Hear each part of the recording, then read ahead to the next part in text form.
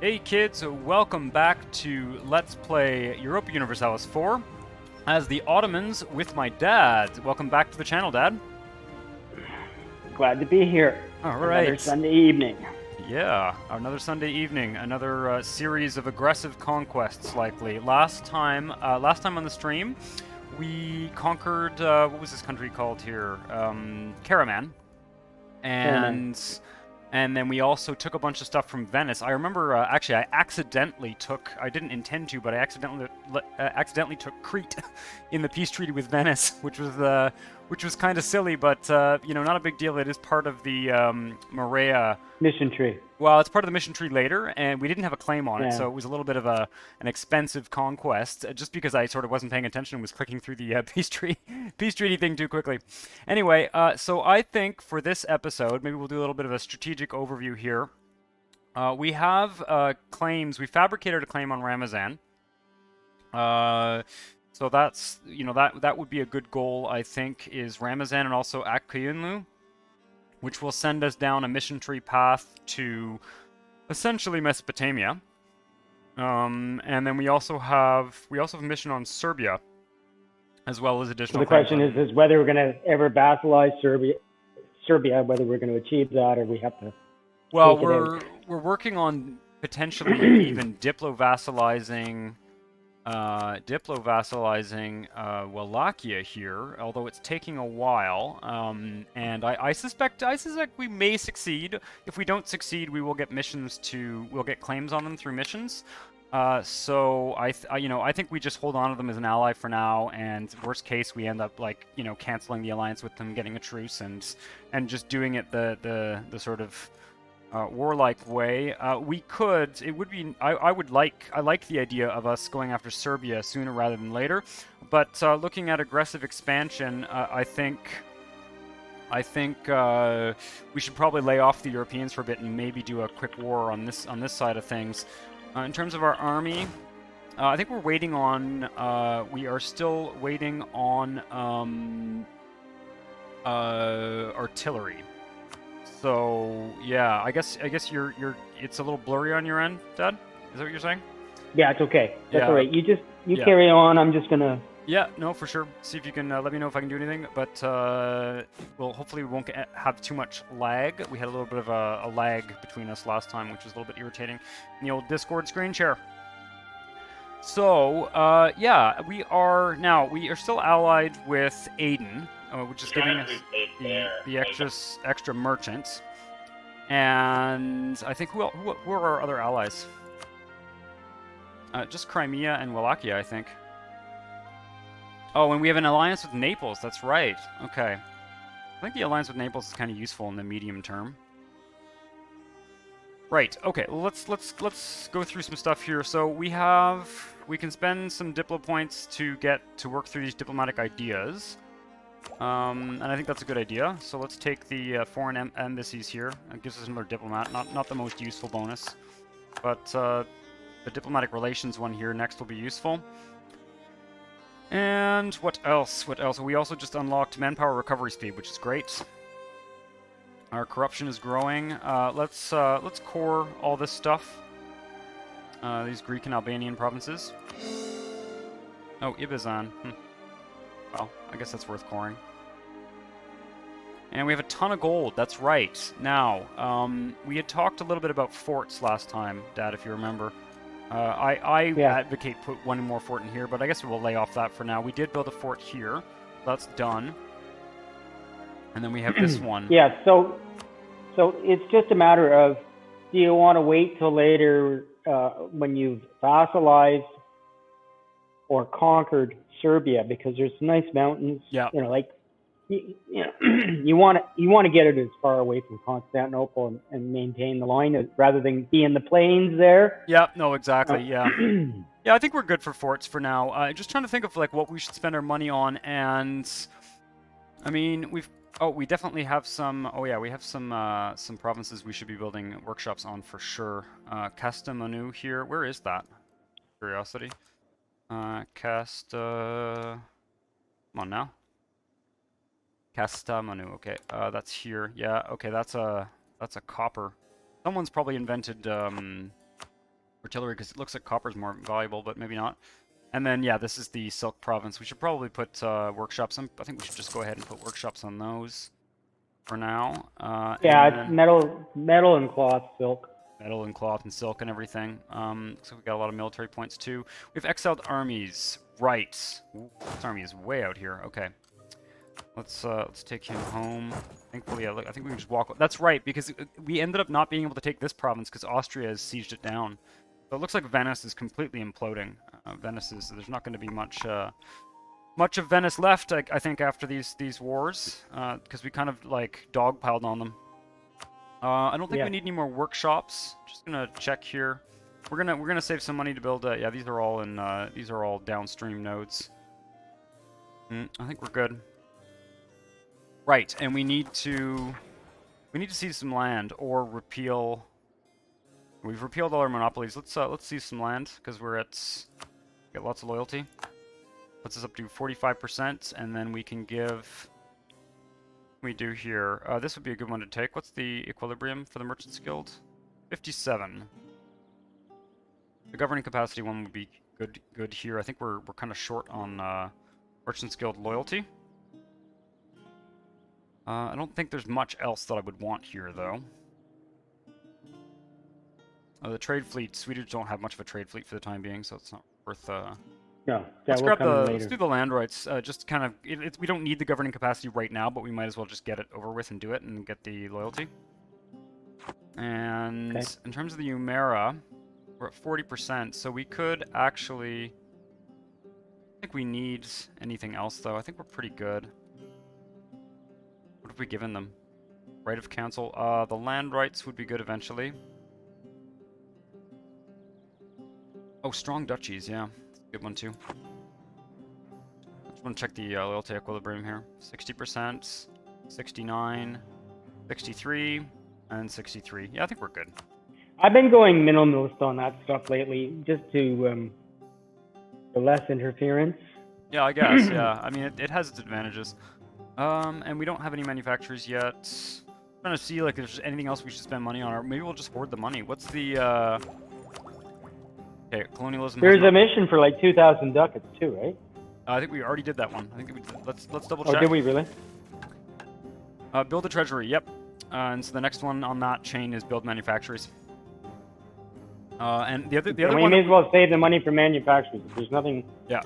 Worth using it on. I think so for sure. We are at force limit, and where are we at with the fleet? We are at the fleet. I think we're over. We're over force limits. Do we have shipyards yet? 53 to 44. No, shipyards are coming up. Okay. All right. Well, shall we unpause? And there's nothing else except just some sort of essentially uprisings that are going to happen. I think. Venice. What about your corruption? Your corruption is being fought.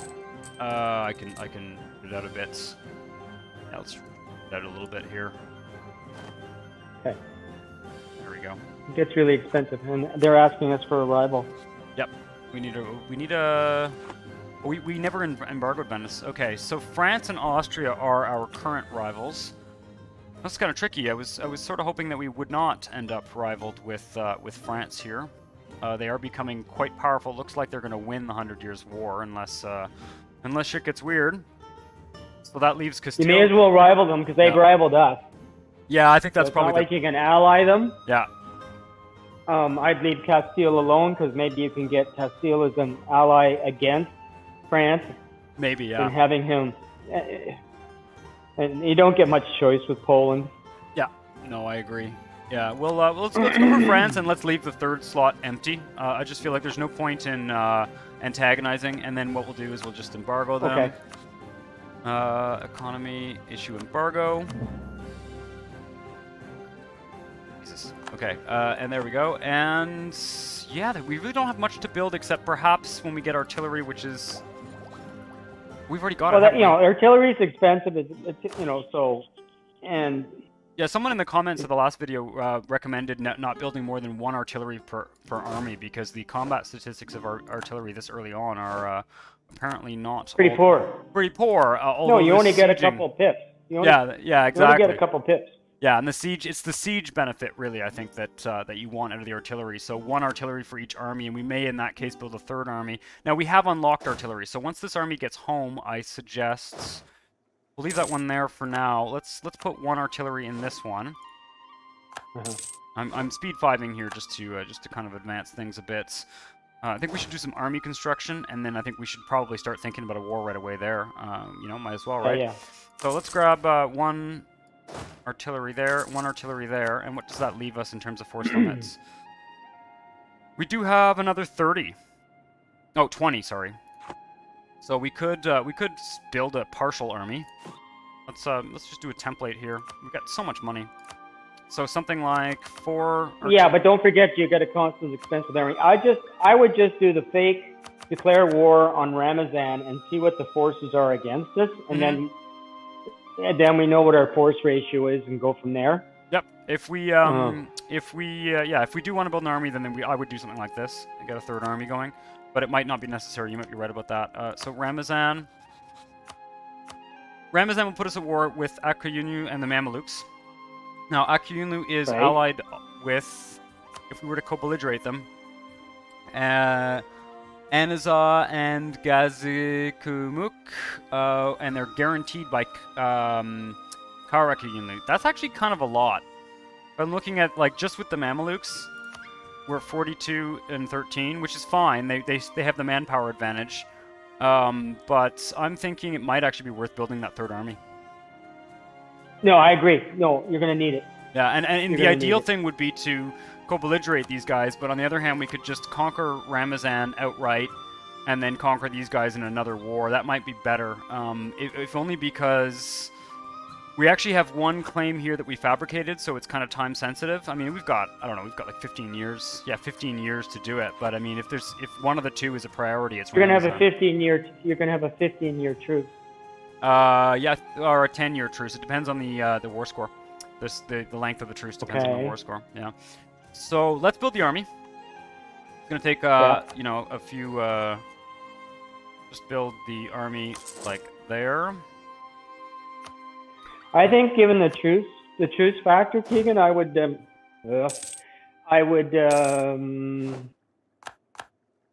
co-belligerate and just be gentle on how many provinces you take based on what your admin reservoir is. Okay, we got a revolt up here in Crimea. Yeah, based on our manpower reserves, you mean? Yeah. I mean, you can always call if the manpower reserve goes down, you can always call the war short. Yeah. And you don't have to be really aggressive in terms of taking provinces from Akuya, but I think you want the choice. Mm-hmm. And especially, though I can't. Sorry, there's a fort. There's a fort there too that might be helpful. In Ramazan? No, in Akuyan or whatever. Akuyan, yeah. This guy here. Yeah, that's a good fort. That's a good fort. Certainly. And we're not going to take anything from the Mamelukes. Now, the question is, I'm going to get this army. How many transports do we have? 27. Perfect. Okay, 25, 27. Okay. So let's take that army there. And then this 3rd army. Now, what's our general situation? We have 2 generals, neither of which are a ruler. Do we have an heir? We do not have an heir. Let's resist the temptation to have a 3rd general, maybe. Unless we have a slot. We have lots of military points, actually. Well, you can always do it when you need it if you have to. Yeah. Like, you don't have to spend it now. No, you're right. You're right. Okay. Yeah. So now here's just double check where that fort is. All I'm saying is it's here. Is that if you make the second war easier by getting rid of the fort, at least a fort in the way. That's a very good point. That's a very good point. I'm moving the armies over to that side of the map. Yeah. Let me actually. What is this? Whoa. Let's see here. First of all, I want to just set up a macro builder diplomat. We've got 4 diplomats now, so we can sort of have 3 perpetually doing that, and then we'll take the legalism. Yes. We always go for legalism because it gives us technology bias Pretty much, in yeah. our favor. And then we get Naxa Bere gets new madrasa. Interesting. Okay, 10 years of good stuff. Okay. We can do this thing again here. We actually have some corruption, but I think we'll debase. I mean, we're just rolling in cash, but That's because we're playing the debase game with the legalism. Yeah. yeah, partly, yeah. Partly, I think, yeah. Yeah, and so I actually think The that Ottomans have all the advantages. You know, you look at a place like Japan, and there's no trick like that. yeah, I know you've been playing Japan recently, and yeah, it is a lot more challenging. Basically, every other country. Now we're gonna have a revolt. Looks like in Crete. That might be a little bit of a hassle. How are we doing here on morale? Because that army that. Well, the just good got news is the revolt in Crete can't go anywhere. Yeah, it can't go anywhere really. Actually, I think they might be able to. There is a mechanism for them to kind of migrate to, but it takes a lot of time. So, shall we just do this? Shall we? I mean, we can co-belligerate them. Yeah, now- I think that. Yeah, just that one. You don't have Okay. to co-belligerate the Mamluks. No, You're not no, going to no, take no. anything from them No. unless. Unless what? Well, we haven't got claims on Aleppo anyway, so Yeah. there's no point. Yeah, we'll get them Yeah, in and the we're not mission tree gonna- later. That's right. This has to be 2 wars anyway. The territory that we Yeah, want to it's take just here. too much. Okay. So just locate that fort, will you? Which this you're talking about this fort? I can't. You're not in Fort Matmove, so. Yes, I am in Fort Matmon. Yeah. Okay, now you are. Yeah. So you. That's not a fort, is it? Oh. I think that's the capital. Oh, fort, the other actually. one's in a different country. Yeah. Yeah, like. We're also So going to end up getting at rid war of with the- them. Actually, we will end up at war with them because they are guaranteeing the independence of Akuyunu. So we're going to end up at war if we do co-belligerate, then we're going to end up at war with Ramazan, Mamelukes, Akuyunu. Okay, so there's Karakuyunu. a string of. So we may just zoom in one more time. Sorry to be Yeah, no problem. pedantic here. Zoom in. No, sorry, bigger fort view. And if we're going to be at war with all of them, Mm-hmm. then you want to get that you want to get those 5 provinces, including those 3 forts, and it just makes life so much easier getting in and out of Mesopotamia. Yep. Because otherwise, you're sort of stuck there at the border, scratching your butt, Yep. waiting to siege down a fort. Yep, I agree. I also think it's going to be very important to get these guys out of the war as soon as possible, and these guys as well, so that we can focus on the Mamelukes afterwards. Where's the navy? It's over here. Okay, so let's get the navy kind of over on this side here. It's in Yeah. good health. It doesn't need to be upgraded. You or did anything. check our force balance on the Navy We're over our limit. Oh, force balance. No, in I terms of meant the- again- yeah. against the Mamluks, and I think we should be in. We destroyed their entire navy last Yeah, week. so it should be good, right? Yeah, I don't even see them on here. Like Okay, that's fine. Never mind. they've All got right, like 10 ships. Fire away. Yeah. All right, let's do it. Choose your scale. Choose your scale, and let's go. Yeah. Okay. All right. So we're gonna be ballsy here. We can also call in Aiden, but like that might be an interesting distraction for the Mamelukes, but probably best not to. And because they'll just get destroyed. We're good. So let's take a look at how bad this is. Okay. So far it's just these 4 countries, but I have a feeling when I unpause, it's going to change. All right, I'm on speed 3. Yeah. Yeah. Oh, I didn't wait until the Navy actually got over there, so it's going to be a while. Where is that? Okay, Doesn't matter. that's fine. Oh, no one else joined. I thought that Karakuyunlu would join. Wonder if they're at Oh, war this with is someone good. else. Yeah. I'm sure we'll find out. Okay, also, I once again forgot to look at my message settings, so hopefully there isn't anything that I've badly omitted. Okay, where is that? That is... Okay, that's on that island. Right, well, we'll just keep an eye on that. They're probably going to let those rebels do their thing.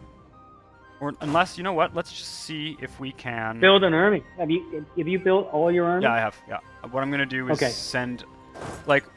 Let's go this way so we don't take attrition.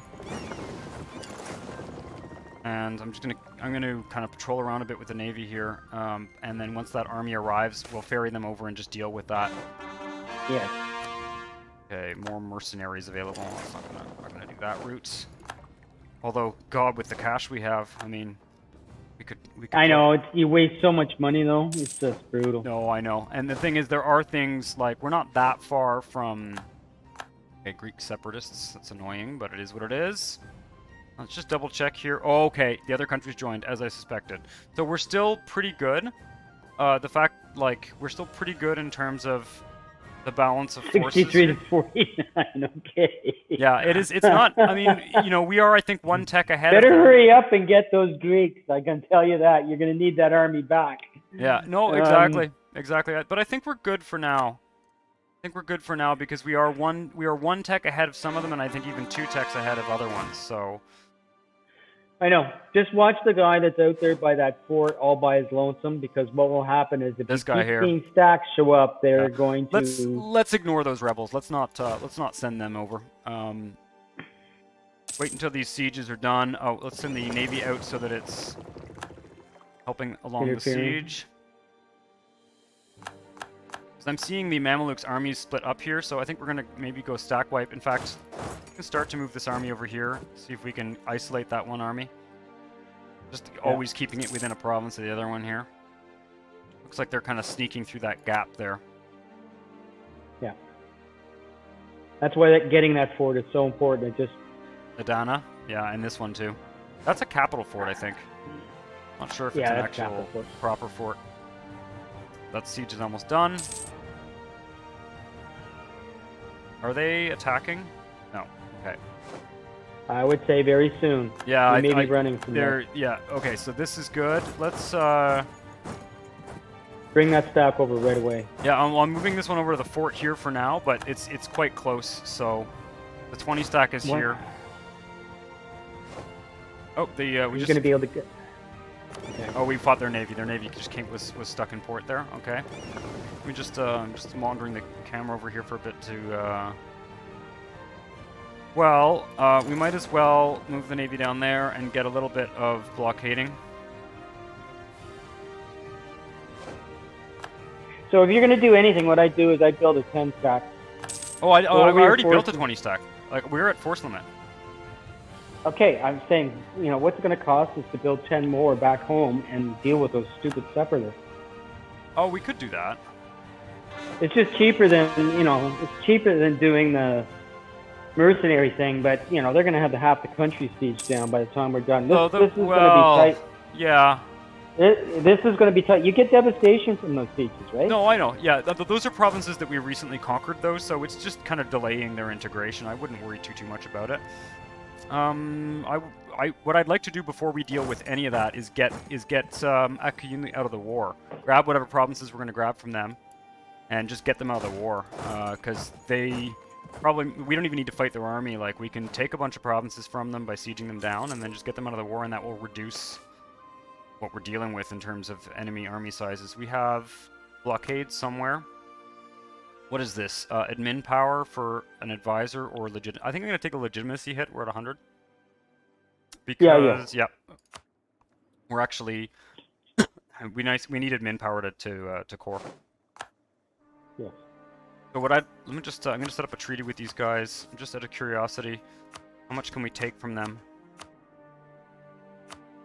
Just looking at the... yeah, so we can't... we can... Got to prioritize that fort. strip that goes Yeah. You know, it's always good to cut them in half, right?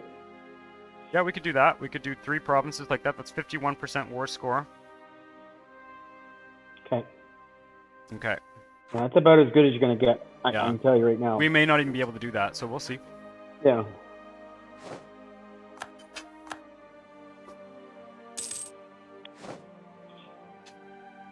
All right. Oh, that siege is done now. This is very good. Yeah.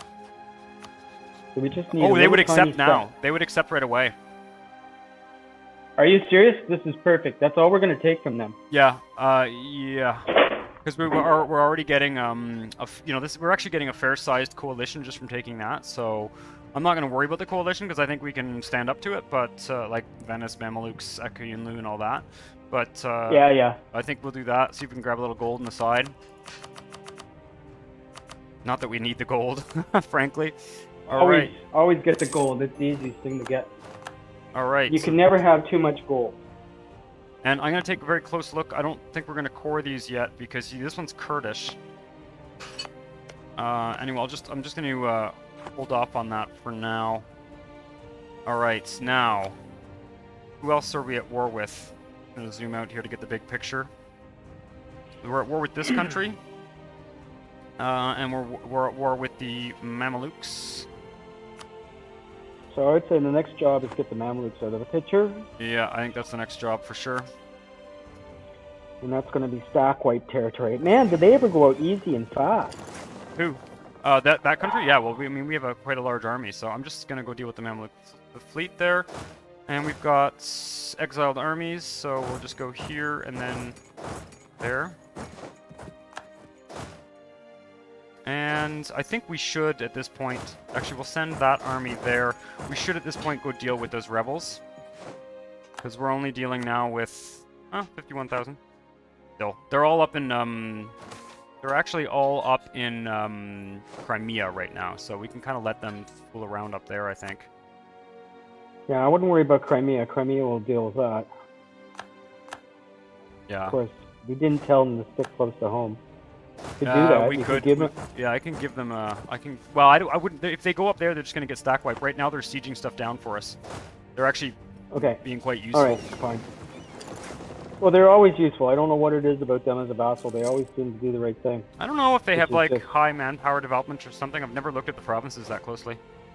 Okay, we got this trade league with Venice. I don't actually quite understand how trade leagues work. I should look that up at some point. I've just never bothered. I've never played a merchant republic before. Go deal with these bloody rebels. With the two armies here, we should be okay for now. And yeah, you know, you can come down maybe. On our way to Cairo again. Yep. Not going to be the last time we do this.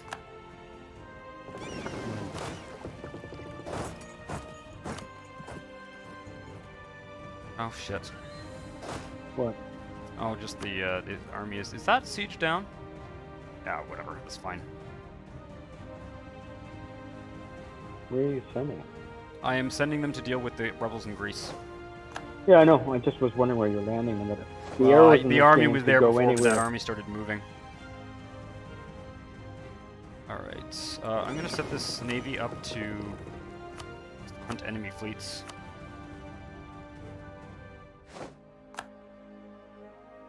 Okay, so we've taken control of that province. Where are the rebels? Go get them.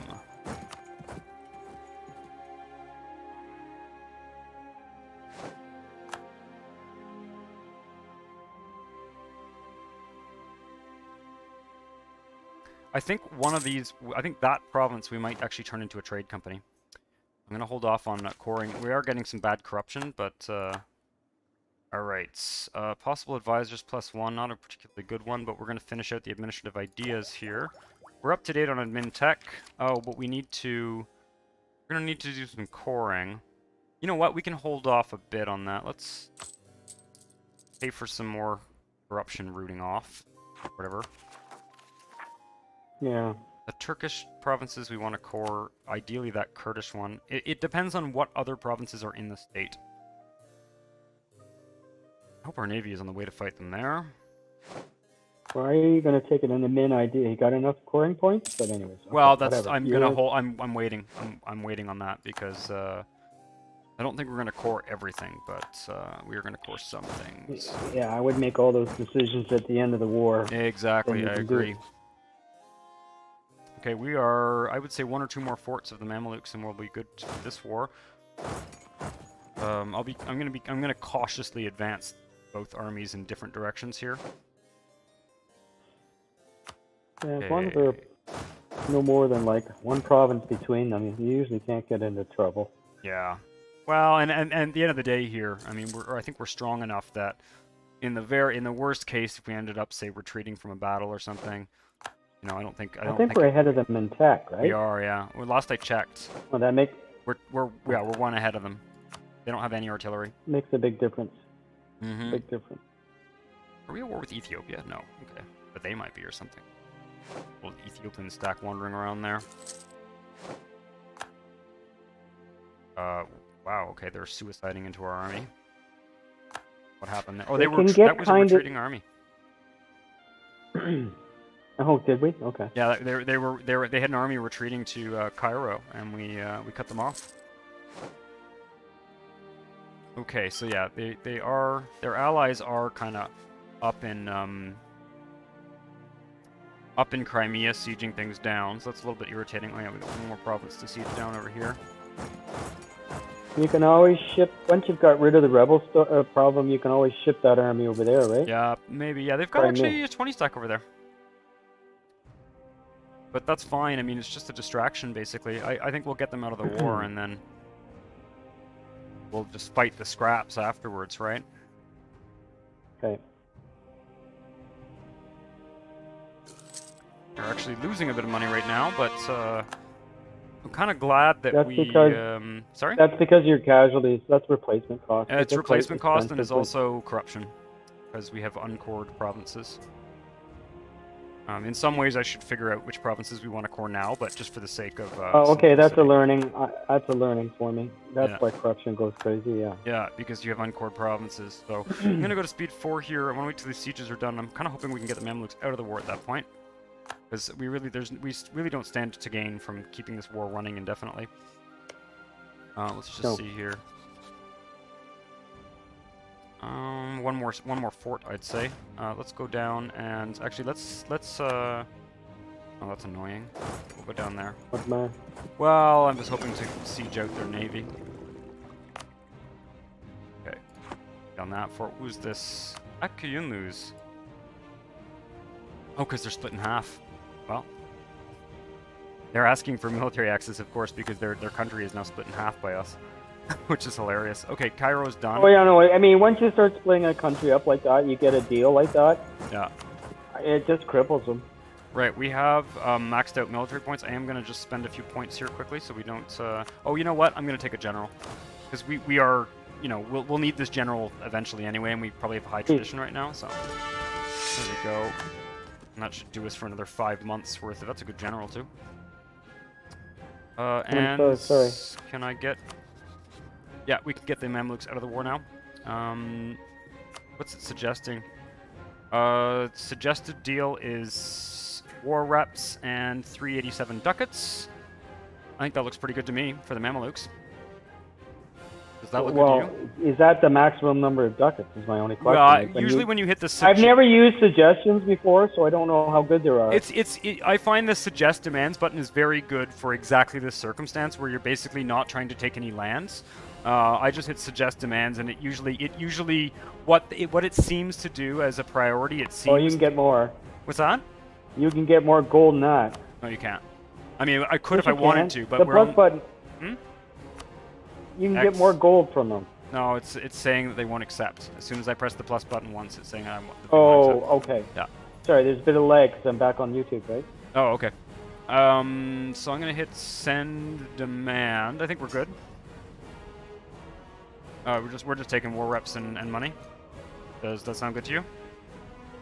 Yep. Okay. So the Mamluks are out of the war, which means we are now fighting only 8,000 troops. Ramazan, Anizah, and Gazimuk. Anizah, unfortunately, is down here, and they're going to be kind of impossible to get to because of... So let's see if we can actually just end this war in 10 days when our... Yeah, we've got exiled armies. Are you going to send that demand, or...? I sent it already. Oh, okay. Yeah. Wait till our diplomat's back here. Can we just do this now? No. Okay, they don't want to.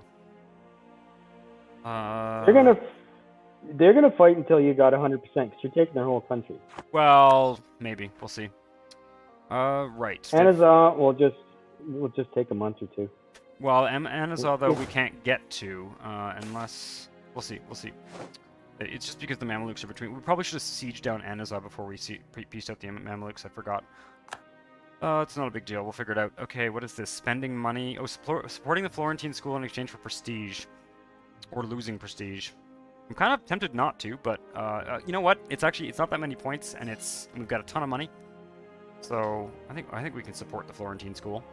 Get the yearly prestige +1. Never know when it might come in handy. Having a positive prestige count is always good. Yep. And considering how much money we have, my armies are exiled. Are they exiled? Oh, they're not. Damn. I thought So they were exiled. you've pieced out the Mamluks, so you've still got armies in the Mamluk territory. Well, but I'm wondering why they're not exiled. I'm curious. Maybe it's because we have conditional access, because the only way to get to Anazar is through the Mamluks. Why would we spend all that money? Hmm? How will we spend all that money? We'll find a way. Let's go see. No. Sorry. I'm gonna send this army over here. Yep. I'm gonna stop talking about the real-time stuff because there's just too much time delay. You're getting a delay? Hey, there is. That's a drag. Well, yes, because it's... Yeah. Okay, well, No, I mean, I'll that's just... at the YouTube end. That's the YouTube end. Oh, it's a drag. Yeah. It is what it is. Okay, so I do need to spend some military points here. Because we are going to... Otherwise, we're going to kind of run out, or have too many. Looking for... Okay, Athens can get some.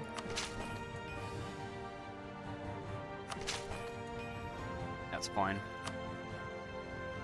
So I just want to make sure. I'm going to put... If I don't already have one here, I'm going to... Yeah, we have one. Okay. Have one what? The edict, the encouraged development edict on Athens. Okay. I should look into what the trade leagues do. I've looked it up before, but I can't remember, and I've never something I've sort of kept in my mind. That siege is almost done in Anazar. There we go. Piece them out.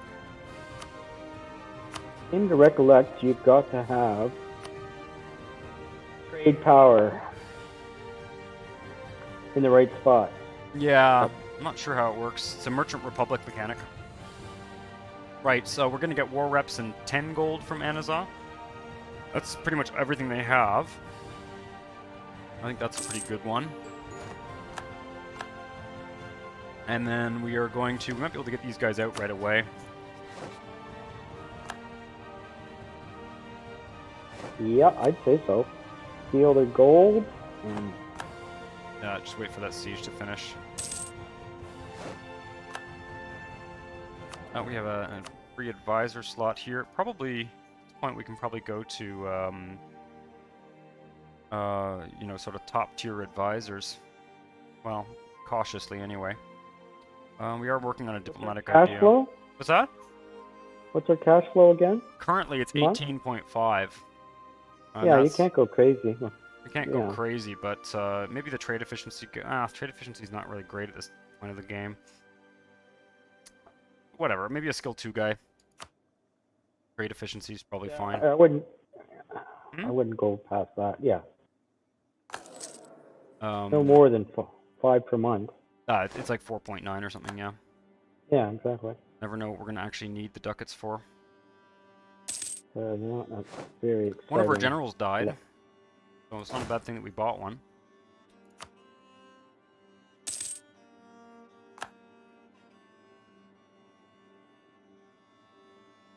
Crimea is unsieging all of its provinces, which is great. A winter siege. Manpower or prestige? And we got another revolt going on. Okay, I guess... You're going to need the manpower. Yeah, let's throw away the prestige. And... Umera loyalty, that would make Hadramut hate us. But who is Hadramut? Oh, I can't remember now. Oh, it's one of these guys. So Aiden is our friend, but Hadramut I don't think we care, do we? 50 relations with them? We can probably just... I would just take the loyalty. Yep, whatever. Yep. Okay, now this one we have... Oh yeah, we have... Where's our other army? One there. Oh, he's back here. Okay, let's send this army up here. And this army... Send it over in this direction. Yeah, it's down by Aiden. Gonna spend some more military points in Athens quickly.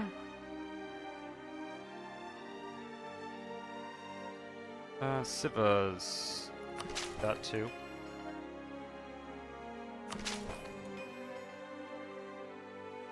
So what have we got to do to get Ramazan out of this war? Ramazan? Well, we're not getting them out of the war. We're taking the territory. We're conquering them. I'm just waiting until Gazakamuk here, however you pronounce that, is sieged down, and then we'll get them out of the war, and then we'll conquer Ramazan, and the war will be done. All right. So this is to build. Sorry. Go ahead. We have a diet agenda, which is kind of being forced on us. So, what do we got here? Proposal of the merchant guilds. Get 25% trade power in the Gulf of Odessa. These ones never work, I find. They're like very localized trade power ones. I think there's a glitch in them. Gulf of Odessa, that is going to be up here. And it's not that likely that we'll be able to get that. Ankara, manpower at least 5. What is Ankara? That's the capital in the center of Turkey. Yeah. And then we have build a mosque in Sultanoni, which is Sultanoni. That's an easy one. Yeah, that's probably the easiest one. It's not a bad place to build a mosque. It's not the end of the world to build a mosque there. Let's just do that. Proposal of the ulema. And we get a base tax for that too, so that's kind of cool. I'll just build it right now, and then we won't forget. Always a good idea. Yeah. Not Ankara. Yeah, Ankara was like a military development or something. That's okay. Yeah. We are done sieging down this one. Get them out of the war. War reparations and 75 ducats. I think that's all we need. And then we can conquer Ramazan. As soon as we get our diplomat back. You can come home. We may need to wait until those get on siege, but I kind of doubt it, actually. Probably good on that front.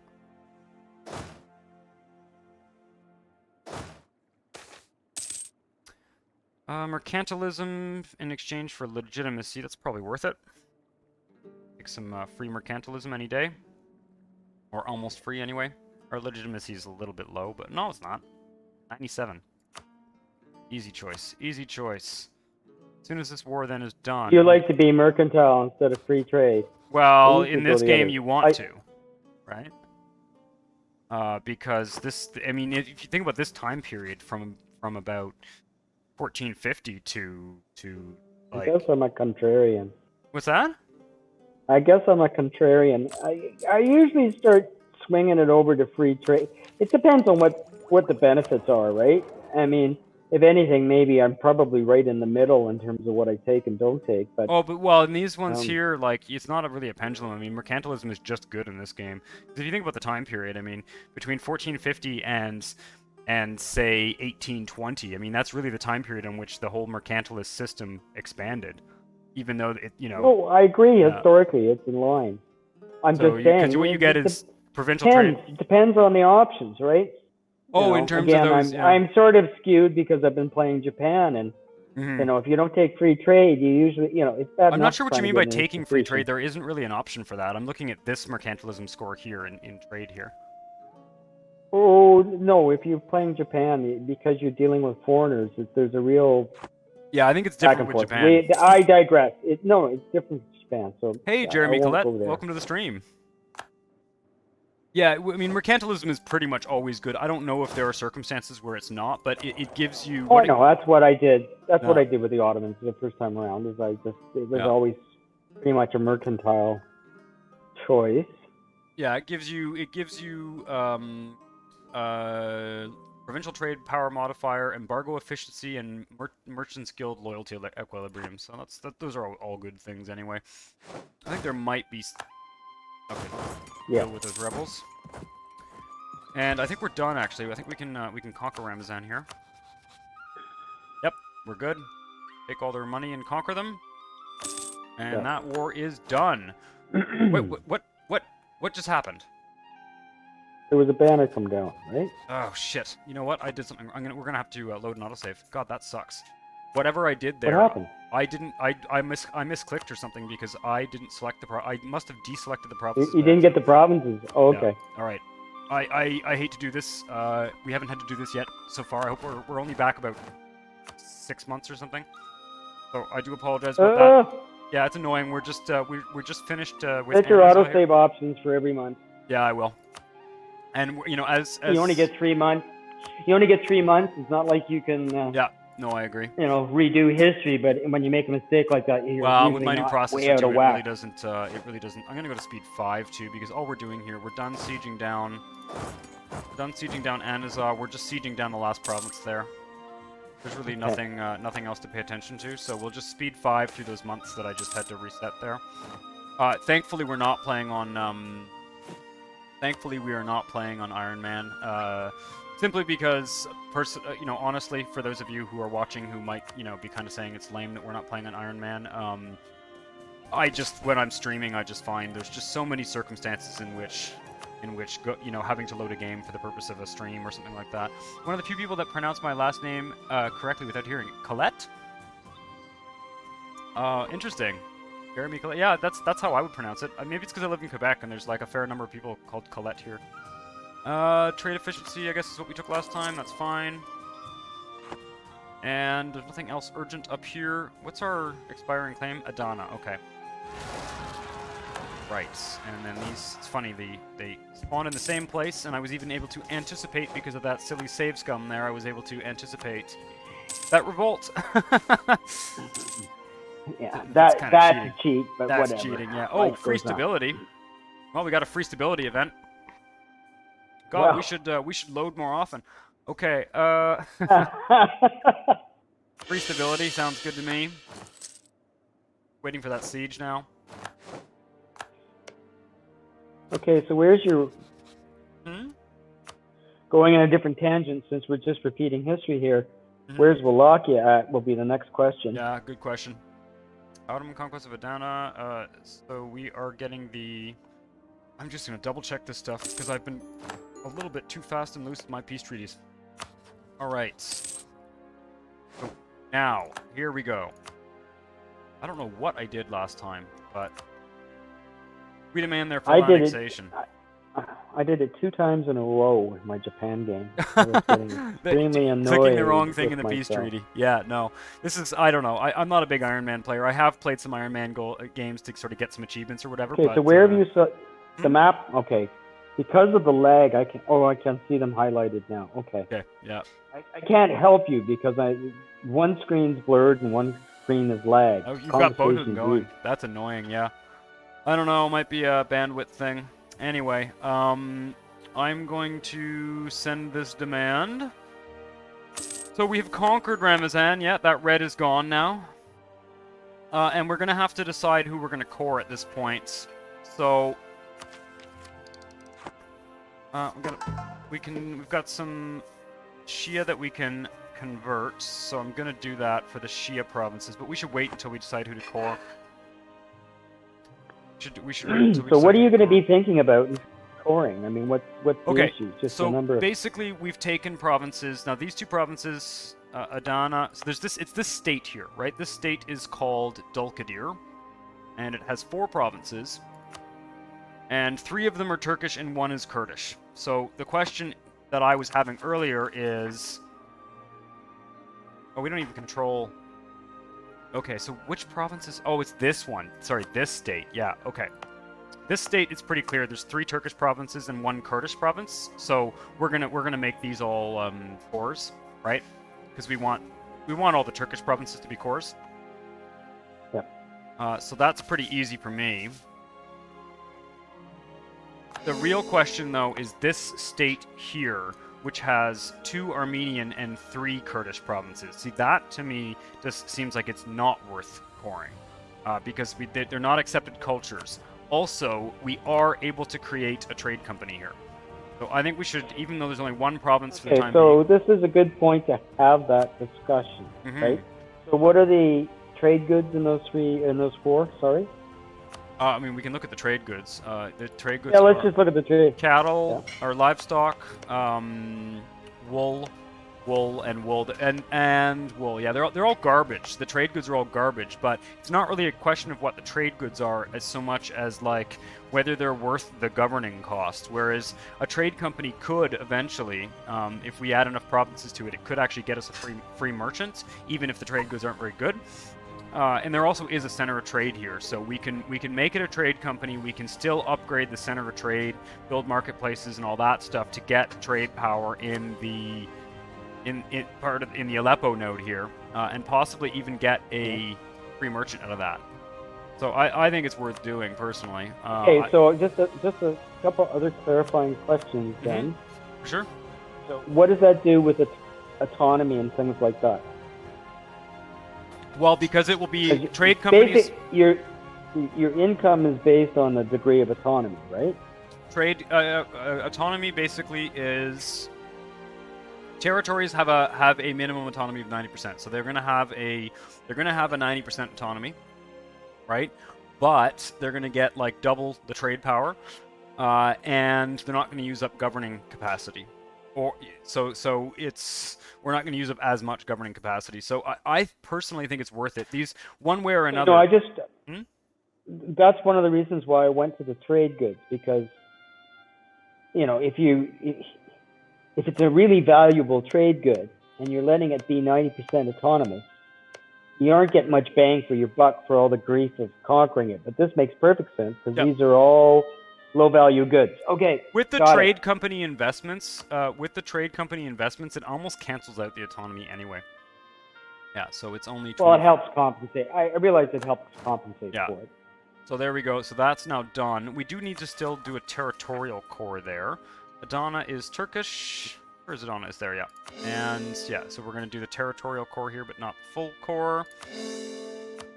Because we will pretty soon. Let me just look at our governing capacity. Yeah, we've still got a fair chunk here, and we've already taken the one estate privilege that gives us governing capacity, but we have enough. But the fewer of those that you have to take, the better. I mean, that was an act of desperation the first game we played. Really? Well, no, those are good ones. Those are good. They give you loyalty, and they're good. They're good yes, privilege. They affect your stability, I think. No, they don't. No, you're thinking of another one. This one here. Oh, okay. Never mind. It's okay. It's just 5 and 5, 5 and 5, and I don't know which one we took here. I think it's this one here. Yeah, 5 and 5, and then 100 governing capacity. It's they give you a bit of absolutism, or they take away some absolutism, but that's not a big deal. Right. What was I doing? I need to do some military points developments, and I think we're good actually for admin points. We can go ahead and take this idea. We also have the the cabinet one, which gives us another diplomatic relations slot. That's good. And I'm gonna have to do some more military point developments. Just sort by trade good here. Look for the low-hanging fruits. What have we got here? This one is we'll put one in here because it's at 9. And Lesbos 5. Oh, this one is at 9. Bolu.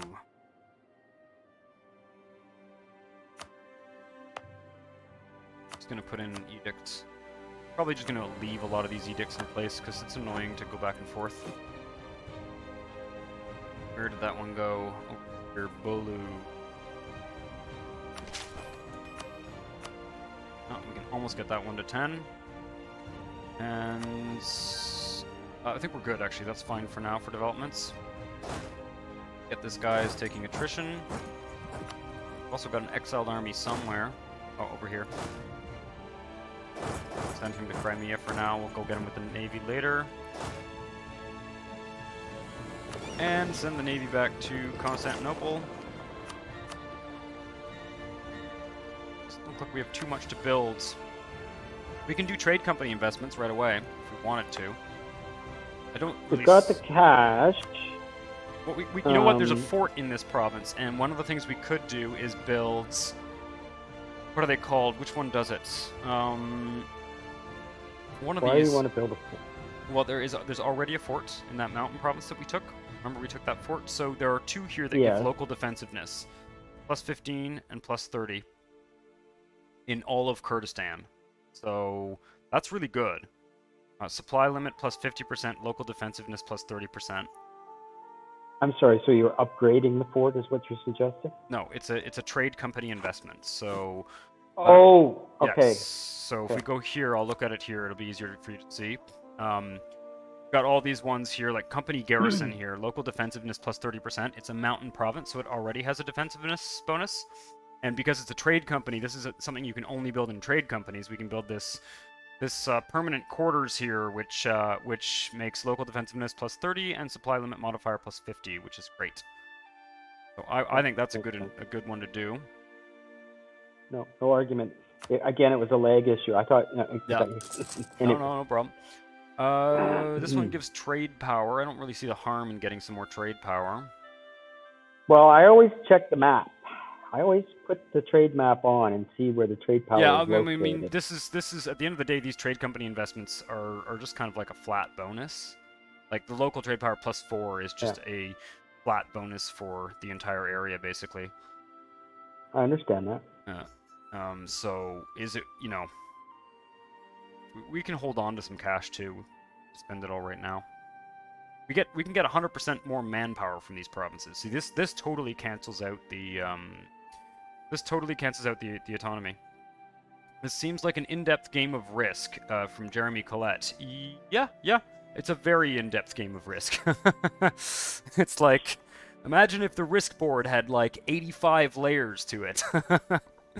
Yeah, no, it does have similarities. It's a Risk is like a distant ancestor of this game, perhaps. It certainly has an emphasis on conquest, but you never take over the whole board. You are always limited certain factors. You'll hear us talk about coring and admin points, all those monarch points, the 3 categories there with the dove and the cross swords and the paper. Those are sort of the pivot point for this game in terms of what you're able to do. Yeah, so I think these trade company investments are worth doing, but we can hold off on them for a bit. We'll get more value from them once we've actually... Don't forget we've got manufacturers coming up too, We do, yeah. What we can do right away, though, actually, is upgrade the level of trade, the center of trade here in Diyarbakir. Kurdistan here, there's a level... We've actually got 2 that we can upgrade here. This one in Adana and this one here. So that will give us more trade power in the Aleppo trade node. So I think that's a good idea. They are in Aleppo? Okay, yep. I was hoping they were in Aleppo. Yep. Okay. So let's do that. That's going to be 200 there. Never a waste. And this province here does not have... Oh, we're coring there. That's why we can't build anything. Okay, this one here doesn't have a marketplace either, so we'll build a marketplace there once we're done coring. Yeah. And looks like all the armies are going home. Where are you? Okay. So... I think we're good. So at this point, let's take a look at our aggressive expansion. Yeah, we're definitely on the verge of... we could have a coalition here if we're not careful. Where are you looking for aggressive expansion? As one thing on the aggressive expansion map, which I guess if you're having a bit of lag, it might show up about now. Oh, okay, you're doing it map mode. Yeah, okay. That's the only real way to look at it. In fact, that's basically the only way to get that information, unfortunately. They really should come up with another way to do that. Okay, I'm gonna go down to speed 4 for just a second here, although we are making lots of money. I just want to inject. So let's check on the Wallachia situation. Thank you for reminding me. Well, for vassalization, yeah, it's still 51, and we need 96. So what's left to do? There's nothing we can do. Is it going to be possible? We've done everything. We can just wait and see, I think. It is... Okay, so we've guaranteed them, we've allied them, can't marry them. What could we do here? We've done a gift. Yeah, we did a gift. We did a gift. No, we didn't. Double check. We didn't do a gift. You're at 182, and you haven't done a gift. We're done. Well, wait Double a second. check. We're at 182, but the thing is, again, these numbers. We talked about this last time. These numbers here do not, like they aren't the same numbers as the ones in this view, which is important. The offer vassalization one, it's telling us that there's minus 96%. So it's this economic based thing, which I'm not sure how we can change that actually. I'm not sure. I'm not sure if Have there's you much done we can do. influence great power? Yep. No, we have our relations are about as high as they can be. Honestly, there's not much more we can do except wait and hope that result changes there, and just see if it's possible. I'm not sure if we just need to get bigger or more threatening or something like that. There's something we need to do to. I guess our trust can go up. Take a look at that here. Diplomatic feedback, trust 55. It can be increased by spending favors. We could increase trust. I don't know if I've ever done that before. How do we do that? Or is that? No, this is covert. And you think that's going to make a difference? Okay, there's machinery in this that Yes, I don't understand. Well, ultimately it's not. Every time I've done this in the past, it's been very straightforward. Do the math on the various things. Oh, here we go. Spend 10 favors to increase Wallachian trust of Ottomans by 5. This is in the diplomatic feedback menu here. And right. I am seeing, when I look at the offer vassalization thing here, I am seeing trust is giving us a +1. So I'm not sure. We need +8. Yeah, well, the thing is, we're not going to call them into any wars. Oh, shit, I clicked it. Wow, that doesn't give you anything to confirm. That was not my intention. So I clicked it once, and it's gotten up to 60. What does that do? We just spent some favors there, which is +2. So that does make a difference, but a small difference. I mean, Sorry, so we're at 184? Okay, you're talking about relations. I'm talking about trust. It's different. It's a different score. So there's another tab here. No, I understand that. We need to get to 190. No, we don't. That's you're talking about annexing a vassal. What we need is to get the positive reasons they would accept to become a vassal right, this from is where the 52 to confusion 96. Lies. Yeah, no, we went over this a couple times. It's okay. It's all right. It is confusing. So don't worry about this 182 number. It's basically it's as high as it can be. We're getting. I'm just being a muppet. It's all right. No, it's okay. It's okay. I'm gonna just increase the trust again, because we're not gonna be using those favors for anything else, and just out of curiosity to see what that does. Trust +3. Well, if somehow I don't know how that Ottoman economic base number works. It's the -76 modifier there. I'm not sure how we reduce that. I'm not sure how we're not gonna get smaller economically. Well, I don't know whether it's there's nothing in that number. What that number? What I would normally suspect that number would be we have to get bigger so that we're bigger and scarier, and they want to be our vassal. But it might be the opposite. That wouldn't make sense to me. But I don't know. Anyway, well, let's just hang on to them. Let's just hang on to that situation with them being an ally and guaranteeing them. It also prevents anyone else from conquering them. And then I think our next objective, militarily speaking, should be to try and vassalize Serbia, if at all possible. Well, let's get that going now. We should be doing all that. Well, we're not doing it. We're not diplovassalating. We're not diplovassalating. We're going to declare war on them and vassalize them that way. Oh. Yes, because they will not. They'll never accept it to be a vassal because we own one of their core provinces.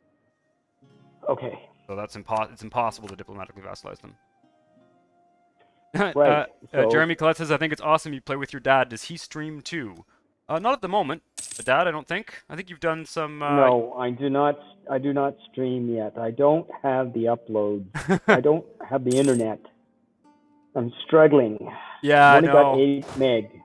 Dad lives somewhat rurally and does not have the best internet connection, so there is actually a little bit of a lag. Okay, so slow down. Let's just very methodically look at Serbia, pretend we're going to war with them, and see what the factors are. Because sooner rather than later, we got piles of money, our cash flow is still positive, our armies are ready to go, other than positioning. Okay, so Serbia is allied with Bosnia, and their independence is guaranteed by Hungary. Hungary has a junior partner, which is Croatia.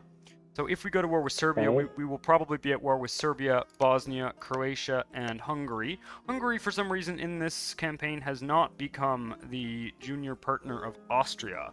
That's interesting. I think we can certainly defeat Hungary. They're at the But just same... do the declare war thing and see what the array of forces is against us. And don't make the mistake of clicking the button. No, I won't do that. It would be, even with Hungary in the war, even with Hungary in the war, it would be, we have 63,000, or we have 63, Yeah, 14, okay, and so 3. we got yeah. 2 to 1. Yeah, we got 3 Basically. to 1 almost, yeah. Okay, so what is the state of our manpower pool? Because it was getting pretty It's diminished. pretty much in at the last... 0. Yeah, it's pretty much at 0 at the moment, so I think we also have a So fair how amount much is of, it growing a month? 800. Oh, shit, you know what we need to build? You know what we need to spend our money on? We need to Yeah, I build, know. we need to build Manpower. some barracks, yeah. That's a good point. So let's go with all of the, basically just all of these provinces here that have the goods. Grain Yeah. or cows. Food, basically, food provinces.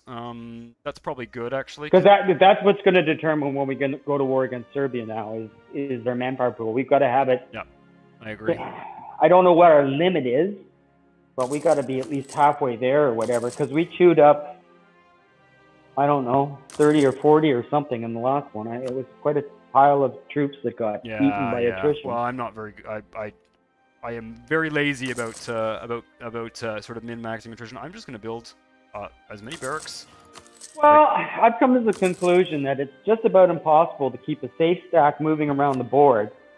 Yeah. If there's hills or mountains, Pretty and slow that whole paced. area that we were fighting in, until your mid to late game, I mean, it doesn't have the supply limit, right? Yeah. So Well, that's the always... the defensiveness thing that we did here actually increased the supply limits in those mountains, which is kind of neat. So that's kind of cool.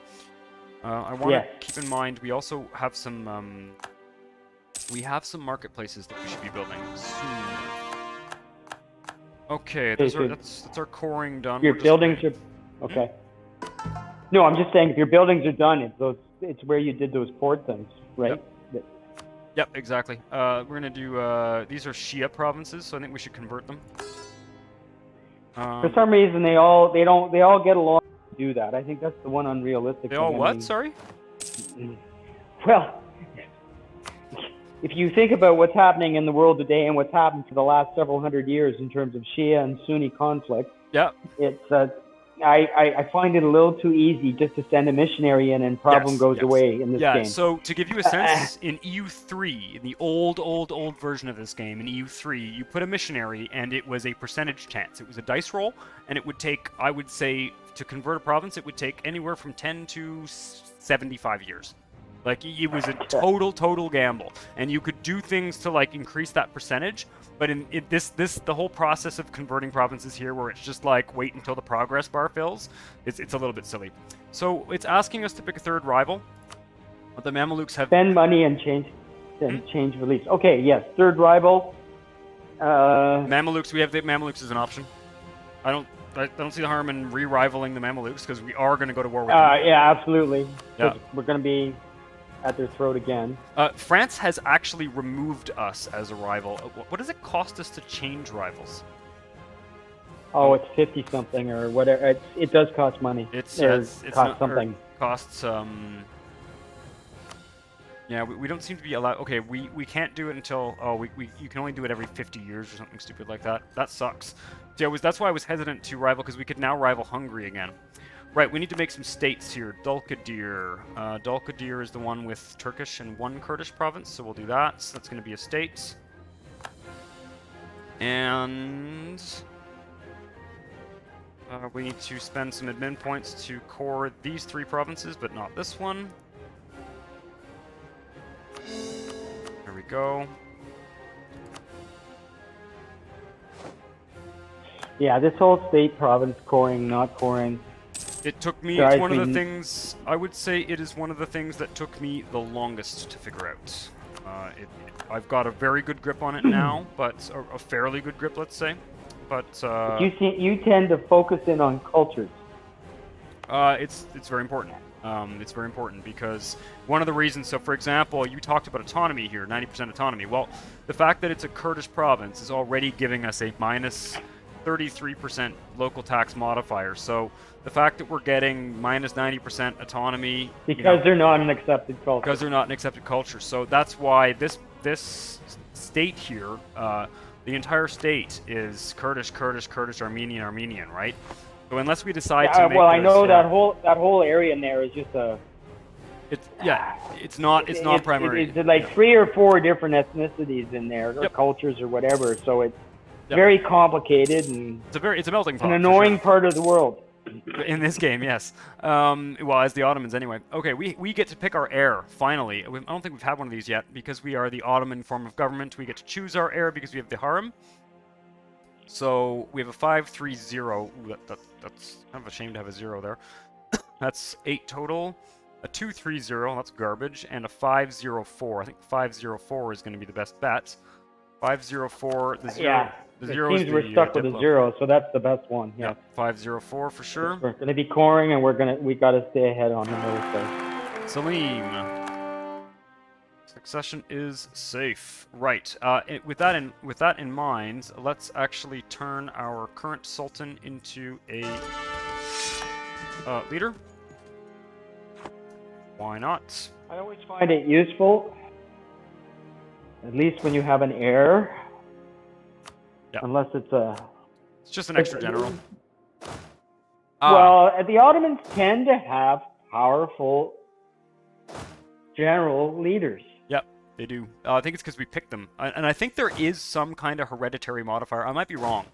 I might be wrong about this. If someone watches the stream archive of this and knows whether that's true, but I think there is some kind of thing that, in terms of how the number is randomly rolled for your kings, your monarchs' points.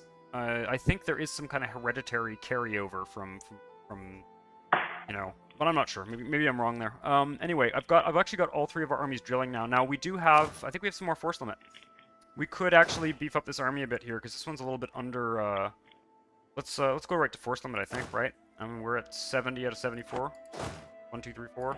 The Ottomans can afford it. Yeah, exactly. We got money. And you got to have armies in multiple places. So let's wait till our manpower gets to, like, I don't know, 20k or something at least before we go in this next war.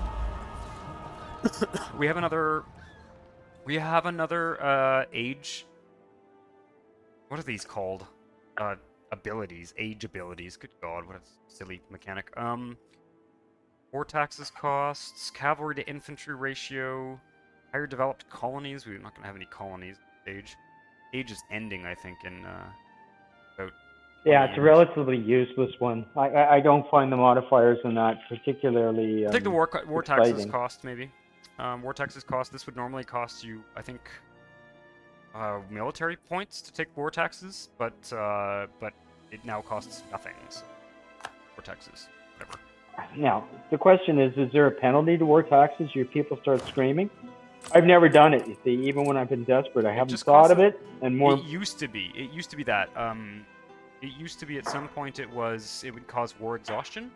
But war taxes cost military points, I think. I think that's all they cost. So now that we have that little, whatever it's called, policy there, they actually cost just nothing, which is insane. Not a huge fan of those age bonuses. I don't think they're well implemented. I think they could do some work on them to make them more interesting that way. I mean, the Guns of Urban one for the Ottomans is cool, but yeah. What do we got here? Where is Rhodos? Rhodos is in the Peloponnese. Yeah, it's Rhodes. Yep. Okay, I'm just going to put a development edict here. I'm probably just going to leave these edicts on. We're going to be doing a fair amount of development, and where is this here? There we go. Isle of Lesbos. Okay, so we're waiting on the war on Serbia. I'm just waiting for manpower at this point. Well, yeah. So, how many a month? The barracks are done now, so we're up to 908 a month. So we're 20 months away or something. I wouldn't speed pride it. Yeah, I wouldn't wait until it's filled up. I would wait until it's like, I don't know, 30,000 or so. 'Cause what I'm worried about, to be honest, Dad, what I'm worried about is No, I know we got to worry about diplomatic changes on that yeah, I'm front. worried about the diplomatic changes, and that's a fairly weak alliance. And you know, Serbia, because you know what? Here's another idea that I was going to pitch to you actually, and this is something that really, if we did this, would really put us at risk of a coalition, but might be worth just doing anyway. And that would be to vassalize Serbia and vassalize Bosnia. In the same war because they're allied. If one gets called in, and it would have a diplomatic cost, but that would be an interesting way to just jump ahead in the mission tree all in one thing. We'll see. But basically just, you know, really seal up the whole Balkan area in one war. Which would What war score do you have to get so you can vassalize them? Well, we'll see. We'll see if it's possible, but right, I know Bosnia is possible because it's only 1, 2, 3, 4 provinces. It can only be done if they have a total of less than 100 developments, so we got to do it soon. 7, 7, 8, 7, 5, 5. That's probably about 45 development or something. Quick mental math there. Yeah. Okay. Yeah. So no, I'm not going to do that. Hmm? Okay.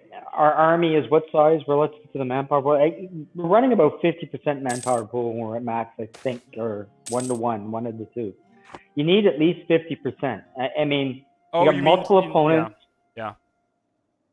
And okay, we had a 50%. It was like 2-to-1. So I, you know, how would I put it? You know, you need to have a manpower resource that's at least on par with your opponents because they'll drain it to the bitter end. Yeah. Sometime. Yeah. No, I see what you mean. I see what you mean for sure. I just seized some more land. Don't think anything we want to do here. I'm just double checking, making sure that we're not missing anything vital. We're taking the all those opponents are to the east of us. Mm-hmm. Do they have transport capability? Because all you care about then is if you can keep them to the east, then they won't annoy us. Other than in Crimea, with going around halfway around the world to siege down provinces. Crimea, I would just stick Crimea at home, and they can take care of that within reason. Oh, hang tight! I found something here. Something I'd forgotten that we should have done earlier, probably, or this is as good a time as any to do it. We're up to 46% crown lands. We can basically we'll lose five loyalty equilibrium with the Dhimmi, and gain 5 influence. But we can get 20% local manpower modifier in all non-Muslim provinces.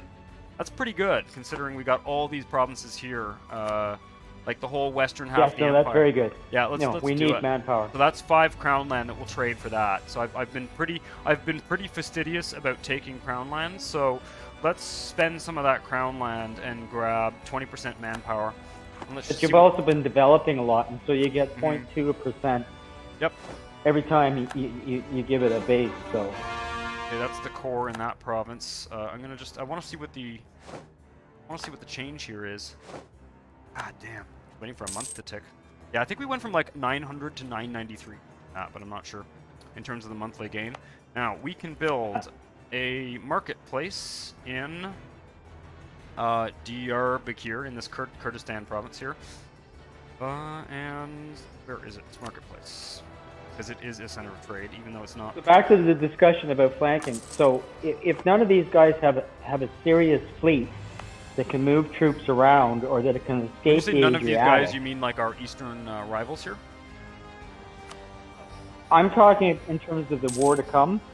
With Serbia. As long as you can seal everybody off in Hungary, Austria, there'll be a few guys that'll try to come around the other side of the Carpathians, but if you can contain it there, then there's not a lot of sieging down, as long as you've got them sealed in fleet-wise.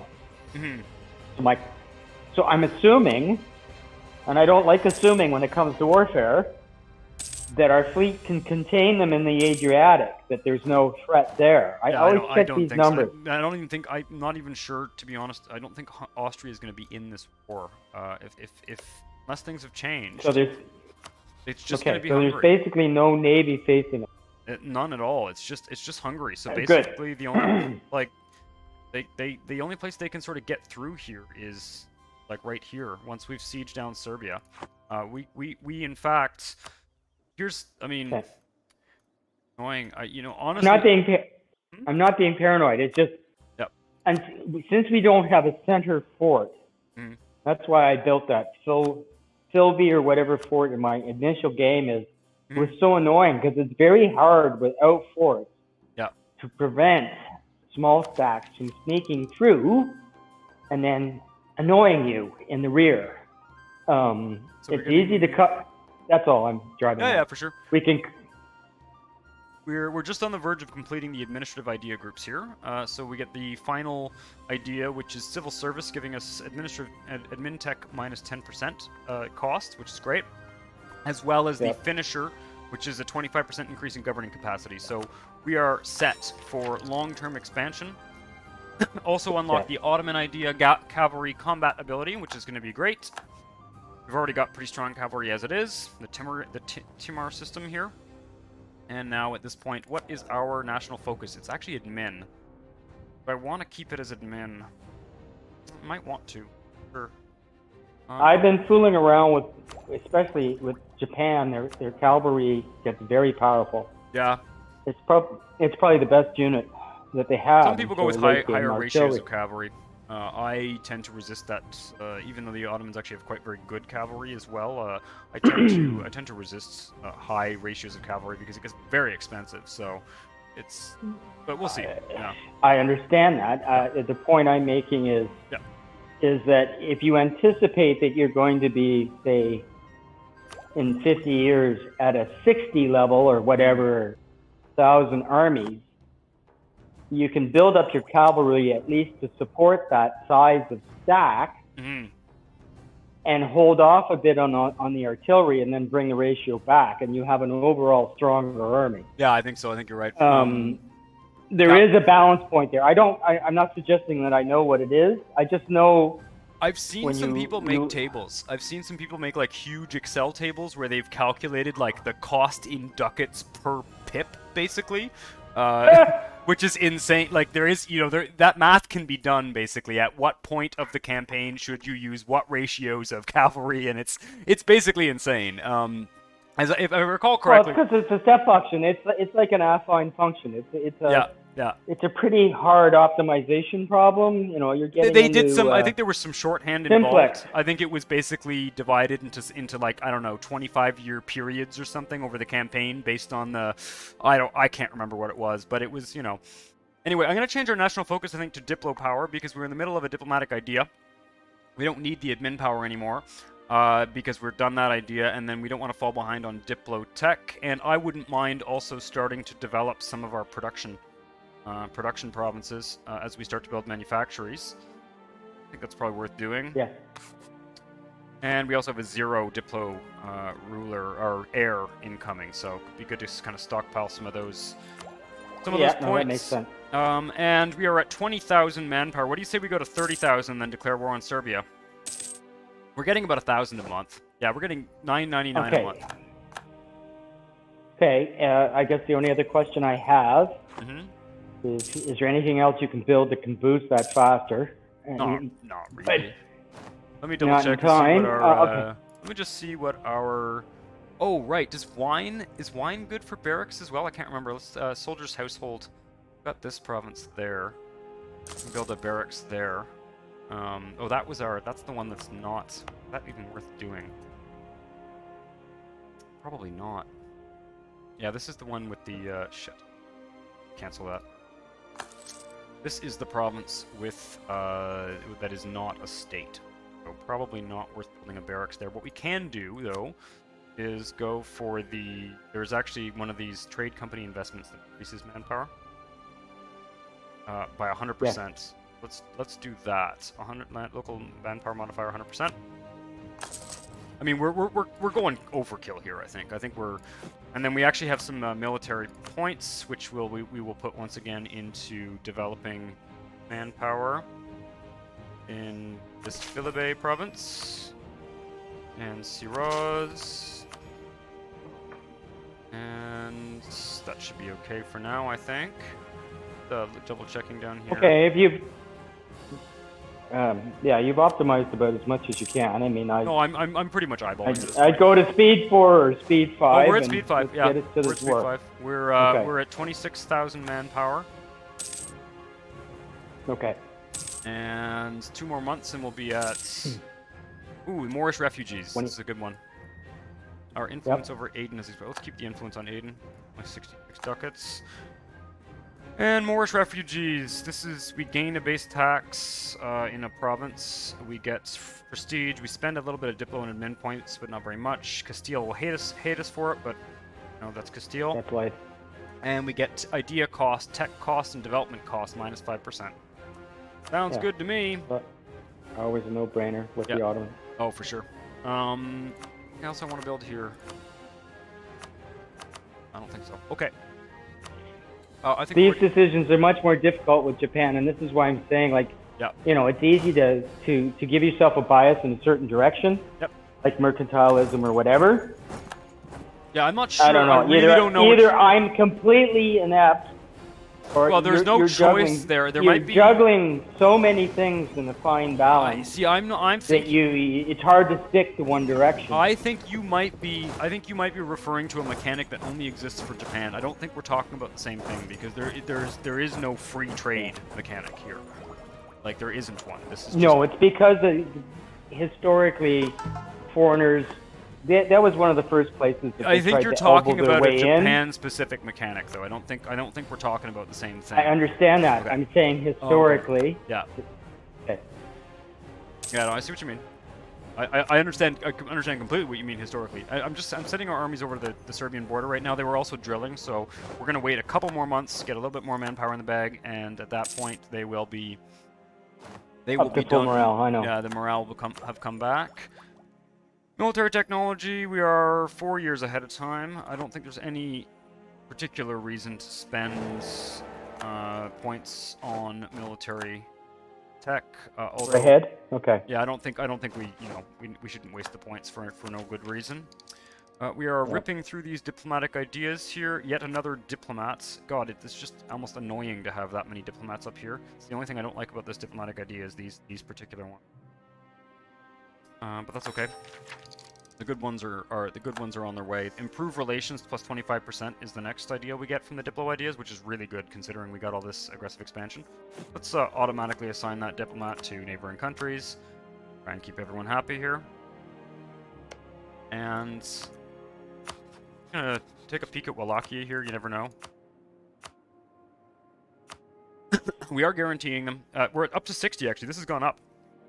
Ottomans, diplomatic reputation plus 6. Interesting. Can I do that trust thing again? I can.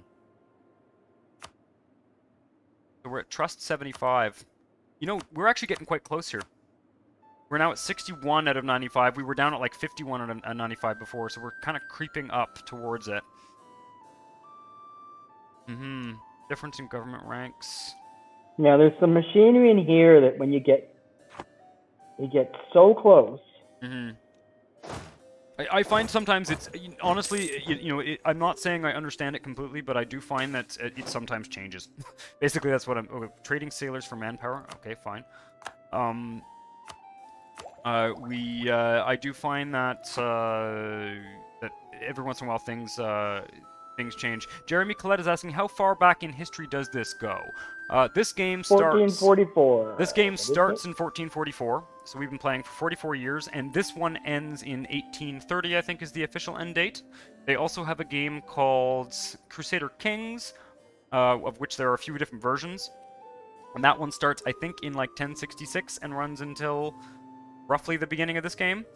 And then there's Victoria 2, which covers the 1830 until 1930, and then there's Hearts of Iron, which covers 1936 to the end of the Second World War. So it's a series of historical games that cover different time periods and have different mechanics based on the different time periods. They're all made by a company called Paradox Interactive, and I highly suggest, if you're into strategy games like Civilization, things like that, if you want to play a very different game, that is very, very complex, it has a kind of a steep learning curve, but if you can get over the initial learning curve, They are incredible sandbox games that you can play for hundreds, if not thousands, of hours. The replay value is immense. You can pick any country. Like we can't even see the whole map right now, but any of these My countries first you game see. took 400 hours. That's insane. Yeah, you went real slow. You went like you really took your time, which is great. Well, but it was also the Ottomans I was doing myself, and you're fighting wars, so there's a lot of Oh micromanagement. yeah, It depends on the speed of your game picks up too. yeah, Um, the yeah. tip, No, for sure. what do you call them, tip ups or The whatever, the pop tooltips. ups You, and you all get that, used to reading the pop-ups and the tooltips and everything. and two tips. And, Yeah, and in fact, Jeremy, you may be noticing that I'm clicking through a lot of things quite quickly here. There's also like, you know, I've just sort of decided for this live stream that I'm not going to read a lot of like the historical flavor text, but it's some of it's great. You know, if you're interested in history, you just read the tooltips and the not the tooltips, the pop-ups, and there's like tons of really interesting historical events. There's just so much stuff going on here, and you can play as any one of these countries. You can even play as like North American native tribe. You can, it's really there's an incredible amount of detail, and it's very cool.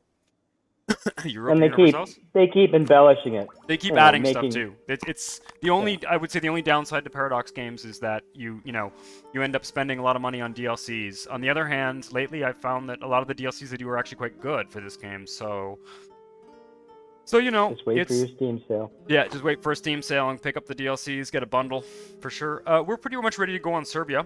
I think we're ready to pull the trigger on that. Yeah, rock and roll. Shall we? Shall we? Yeah. And we can call in Naples, interestingly. I don't think it's worth doing, though, to be honest. I think we should maybe hold on to them and call them in if things get ugly. We could, however. Now, here's an idea. Because we pretty much Okay, have... so are they going to siege down something that we want or that we... That's my only issue with enthusiasts. Yeah, Coco enthusiast, yeah. Okay, before we cover that topic, actually, I've come up with another idea. We actually have a claim on Hungary. And what I was thinking was, it might be... oh, yeah, I was going to say, what would happen if we co-belligerated Hungary and took that claim? The answer is they're allied with Burgundy and Austria. That, to me, sounds like a tall order.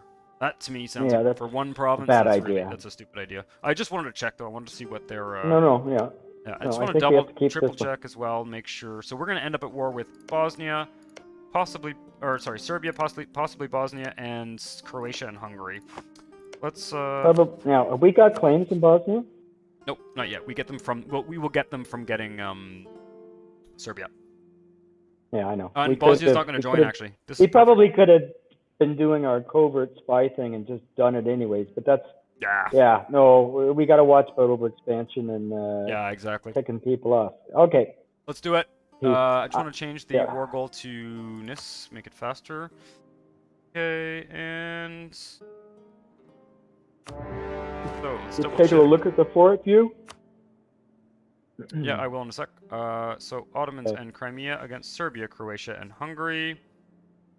67 to 24, 14 to 9. They do have artillery, and somebody has a navy. I think Croatia has a small navy, but tiny. Let's just get our fleet out doing the enemy fleets. Just and have you want to it be seal the off fort. the Adriatic. Yeah. So there are a lot of forts here. I would say we can siege down this fort. We can siege down this fort. Only 3. And this one. I'm gonna go down to speed 4 for now. I think this should be a pretty easy war overall. I don't know. We'll see. We've got generals on all those armies. We also have a military tech kind of in the bag. If things get ugly, we can actually grab that military tech. I mean, I don't know why things would get ugly, but I want to see actually. Sorry. The only question I have with regard to the military tech is if it's upgrading a troop, don't forget you're going to have a morale hit. Yes. You have to be able to back them off and recover the morale. Okay, we are able to vassalize Serbia. With 72% war score, we can vassalize Serbia. Great. I was a little bit worried that the war score would be over 100%, but it's 70. I've done this before. When they're this size, we took Kosovo. We couldn't do it when they had Kosovo. When we took Kosovo away, they became small enough to kind of vassalize. So it's going to cost us some Diplo points. So I want to make sure I don't spend any Diplo points until we finish this war. We have inflation. We have 2.1% inflation, and something is lowering it.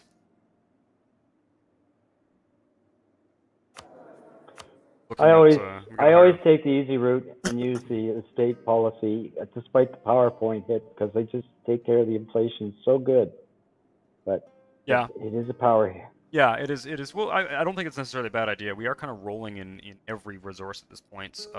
That will change. I think we're gonna go for maybe national tax modifier here, or yeah, national tax modifier would be a good one. That's probably our Yeah, highest source of your income. choice. Yeah, yeah, we're still making more tax than production, so let's do that. And these 3 sieges are going quite quickly. A gold, sale of titles. Get a bunch of gold and lose Umera. Yeah, this one I'm just gonna. Oh, free stability. Yeah, well, we're losing a bit of merchant loyalty here, but we're gonna go up to stability 3. Yeah, always good. That sounds good to me. Stability is expensive. We need those admin points for coring. They are sieging us down in Toku. Let's see something here. Development costs. I could put a defensive edict in here. Down for them. Let's do that. Local defensiveness plus 33%. That siege will now take months longer, just from putting that edict in place. Legalism. That's a good trick I hadn't heard of. All right. Yeah, I discovered that playing as England, when you have like Calais and like other isolated continental possessions. Something I often do is put that. You know, we're gonna want to change that back to encourage development or whatever. We do have little stacks coming down into Greece here. This is kind of why I wanted to put a fort somewhere in the lower Balkans in Greece. Prevent this from happening, but it's not the end of the world. All you need to do is free up like a 5 stack or a 10 stack, and you just go thump them. Yeah, there's a 24 stack over here though, so I want to be cautious. Oh. Yeah. No, I'm just talking about Greece.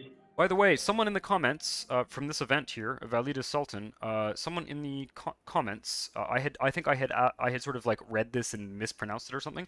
Someone said that Valida Sultan I think means the mother of the Sultan. So that's cool. Is it, or is it the wife? Oh God, now I'm forgetting our mother. I think it's Ambitions of the Valida Sultan. I think it's the mother, Sultan. The mother. Yeah. Yeah. Constantinople gets construction costs, development costs, or admin power. Honestly, I think I want to take the admin power because as much as I would like to develop Constantinople, it's quite expensive, and losing 25% of the local tax is not worth it. So let's go with for the admin points. The kind of short-term option. Georgia wants to move through Akkayunlu.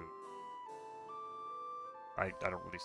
Why not? Honestly, not fighting anyone. Whatever. One of those choices that's not going to make a big impact on the game. Okay, let's. Our missionary is done in that one province. Let's convert the other Shia province.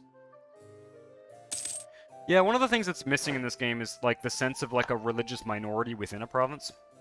And that's a bit of a missed opportunity in my opinion. Well, they have the notion of revolt and all that kind of stuff. But once you convert a province... But the dynamics of it, you know, are, I don't know, they're just a little more haphazard than... Yeah. The idea, for example, you know, you take a place like Constantinople. It would be interesting if like such a big city with a lot of development like that could have like more than one religion in it. Basically, it's one religion per province, right? Which is a little bit simplistic.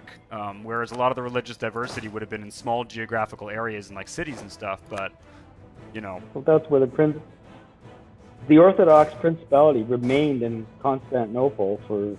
Yep. You know, ever. I think I'm gonna. Early.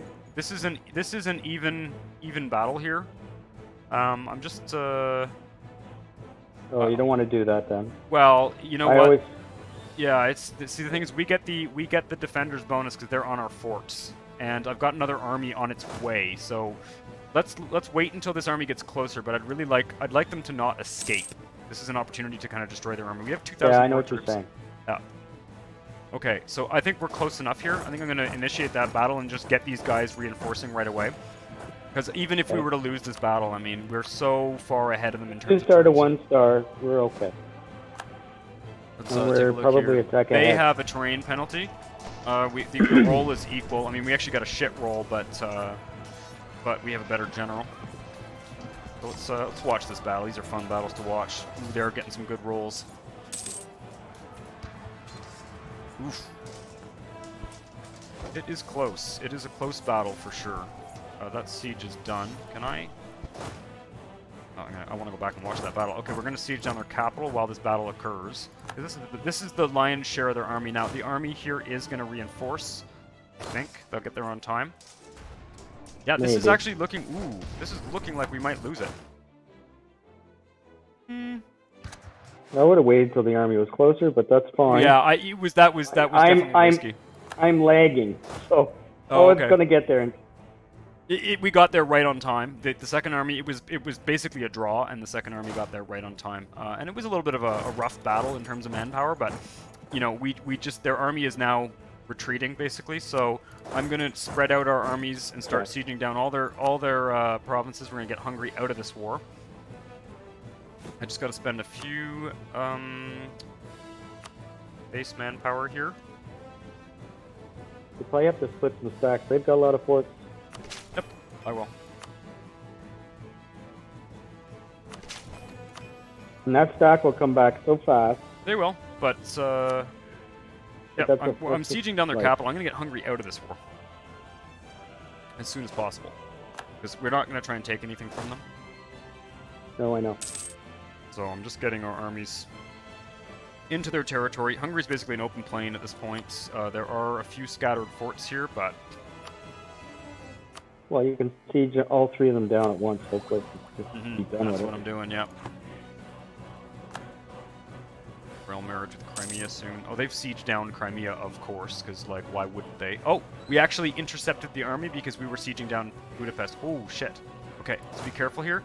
So what happened is their army retreated all the way to Budapest, and our army was there sieging it down. So we're now fighting them again here, and no one seems to have any terrain penalty. Thankfully, I have this other army right here, because their morale is about a third by the time they got there, but we are in the middle of sieging down a fort, so we're fine. Okay, so we basically just thumped them again. Stack melted them? Yeah. No, we didn't stack. Good. We didn't stack wipe them. But I'm gonna take this other army around and see if I can go and maybe. Oh, they're going. I know where they're going to. They're going to Zagreb, Croatia. I'm gonna follow them into Croatia and see if we can actually stack wipe them, or stack melt them, as you say. I quite like that. Yeah. I think I'll maybe pin a comment with that, because I think you've invented a new term, stack melting. There we go. We stack melted them. Good. It took them a little longer to come back. Yeah, but we actually, for once, there'll be a little single armies appearing everywhere. Oh yeah. Oh, they're there. They're here. They come. Thankfully, Croatia is also, Crimea is also helping us. I'm glad we're gonna do this vassalization of Serbia here, because we actually have a mission to get a second vassal that we've been sort of not paying attention to. So that's good. And I don't think it's worth it to make Serbia an accepted culture for now. We do have a few Serbian provinces that we start with, but I think we're actually better to hold off. 3 years ahead of time on military tech. Why am I on speed 3?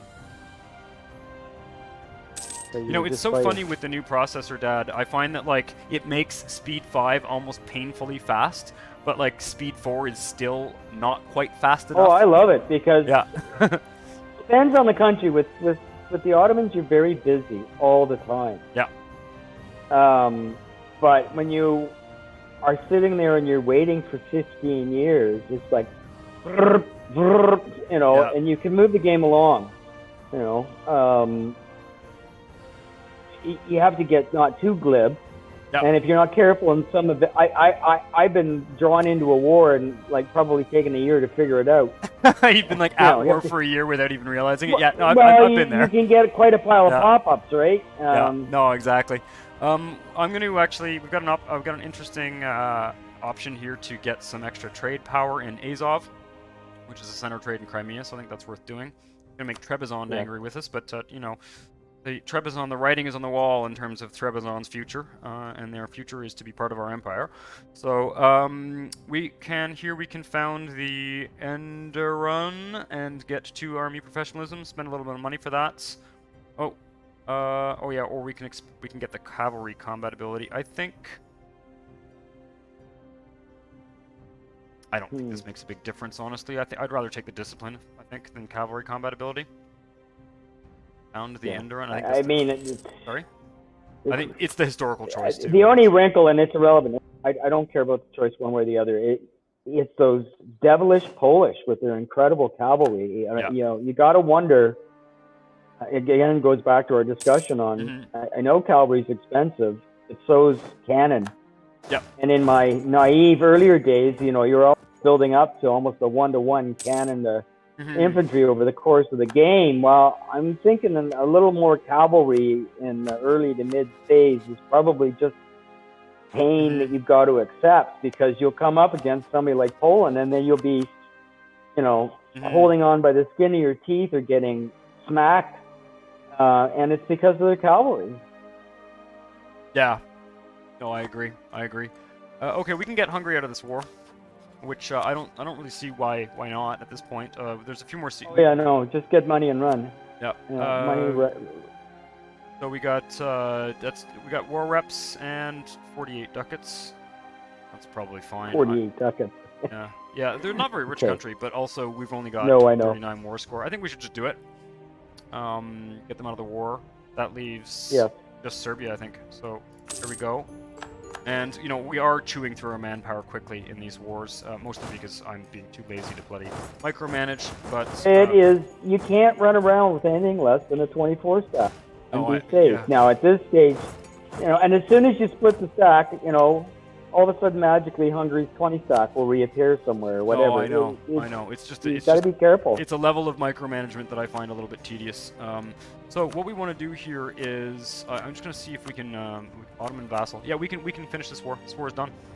There's one more province we could siege down here, but I don't think... I find that when I militarily vassalize countries, I usually don't like to take all their money. Because they... Well, it depends. You can take their money and then you can pay off their debts in order to get loyalty. That's kind of a weird trick I've done sometimes. But basically, like, you don't want a crippled vassal, right? That's my point of view. Yeah, I get it. Yeah, I don't know. Anyway, 72% war score. We could take. Oh, they only have eight ducats. It's a kind of a moot point, actually. Yeah, no, like pointless. Let's vassalize them. That's 105 Diplo points, which is a bit of a drag, but because we didn't have a vassalization casus belli, but I think it's worth it. It's worth it, and we'll save on the admin points for coring.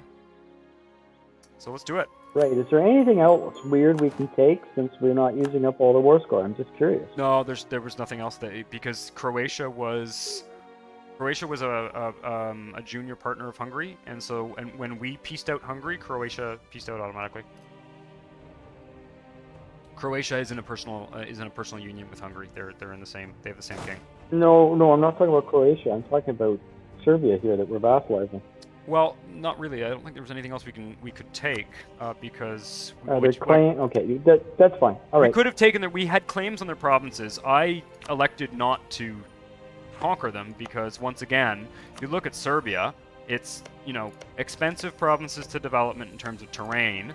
It's not. No. I'm not questioning that. I just was wondering if there was diplomatically that we could also add into the peace treaty. But no, let's just keep it simple. It didn't look like there was anything else. That completes the. Oh, does it? It does not actually. We own 7. Okay, that's interesting. That's a drag actually. So, and I knew this would happen. Now, unfortunately, I did check actually with Hungary. This province here, we are 1 province short of completing the Conquer Serbia mission, which will open up claims on Bosnia. So we need, in order to complete that mission, we need one of these 2 provinces. Either this province in Hungary, which we do have a claim on, permanent claim, I believe. Yep. We could also give that. We're going to give them to Serbia because they're Serbian, or this province in Venice. So we need one of these 2 provinces here to complete the Conquer Serbia mission, which will give us the next round of missions, which is Conquer Bosnia. So that's actually a pretty high priority, I would say, because once again, I'm always worried that countries like Bosnia and Herzegovina will just disappear, and then in order to complete those missions, we'll have to fight Austria or something, which of course we can do. We're getting to the point in terms of being powerful now where a war with Austria would be perfectly feasible. but I'd rather not, right? No, our objective wasn't west. Our objective was to figure out something south, east, or Yep. or north. We haven't got to that discussion. Yep. Um, Well, I'm looking at although I don't know if you're seeing the aggressive expansion map mode here. We're still, I mean, the Mamelukes are, predictably furious, as are most of the other kind of little countries around here. Oh no, this is all Mamelukes actually. No one else seems to care, which is interesting. that was the beauty of the Ottomans. You don't ever seem to annoy people. Yep. And we probably could do. When is our truce up with Venice? Must be coming up. 1494. 1494. That's in 5 years. I think taking. All we want to do is take Cattaro from Venice here. Cattaro is this little province here, which is kind of isolated. There's not much of Venice left. They are allied with Switzerland, Genoa, Florence, and Saluzzo. A little bit of an annoying war to fight because we would have to go and ship the navy around and siege down Genoa and stuff. But frankly, and what I would be tempted to do actually, if we're going to fight a war against Venice, we've got this northern Greek province of Corfu here, which I don't believe we have a claim on. So I would be tempted to fabricate a claim on Corfu here, and then we will take Corfu for ourselves. We would take Corfu for ourselves, and then give this Serbian province of Cattaro to Serbia, and that will make Serbia happy as like a happy vassal. Now, I wouldn't think that we would have to have a huge war score to accomplish that, would we? Nope, we would not. It would be a very easy war to fight. We have a 5-year truce with them. I think in a 5-year. So what's the force ratio? Because the simple way of conducting that war is seal up the Adriatic, stack melt their fleet, go in, siege down Venice, and hopefully war over at that point without even having to, if you will, peace out their allies. They have no navy. Is that a cheat? That's where I'm going with this. Is if we don't even have to bother piecing out their allies, it's a shorter war. We just that is also what I had thought. So their allies are not particularly strong either. So I'm just gonna send the army home here and get the clock ticking. I'm also going to want to take a bit of a maybe 3 to 5 minute break here. But we are on a roll here. We did complete one mission, which is to acquire 2 subjects. Completing this mission gives us 15% diplomatic annexation cost. A shame. I don't. Ooh, it's a good one. It's just sorry. It's a good one. It's just that we don't tend to annex. Yeah. Okay. Yeah. I honestly it's a waste to click it now. We could save it for later, but that would then. These missions are kind of a little bit trickier to get, so I think I'll be perfectly honest. The reason why I don't tend to save these is if I save them, then I stop noticing this, and then there's missions that I don't click. So so let's just take it, just so that I don't forget. I tend to be a bit forgetful about those. And yeah, we got 5-year truce with Venice to kind of save up some manpower. We're still at about 20,000 manpower. That's good. I'm gonna go to speed 5.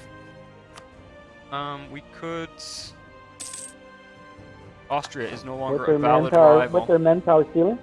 Our manpower pool is at 20,000. We're but no, what's their ceiling? You mean our force limits? Our force limit is 74 to 78. I'm going to just standardize this third army here. Our manpower ceiling. What is our maximum? Oh, the maximum manpower. Okay, 107,000. Yeah. Okay. I'm just trying to. So we're gonna be at 70 or 80,000 by the time we. I think so. Yeah.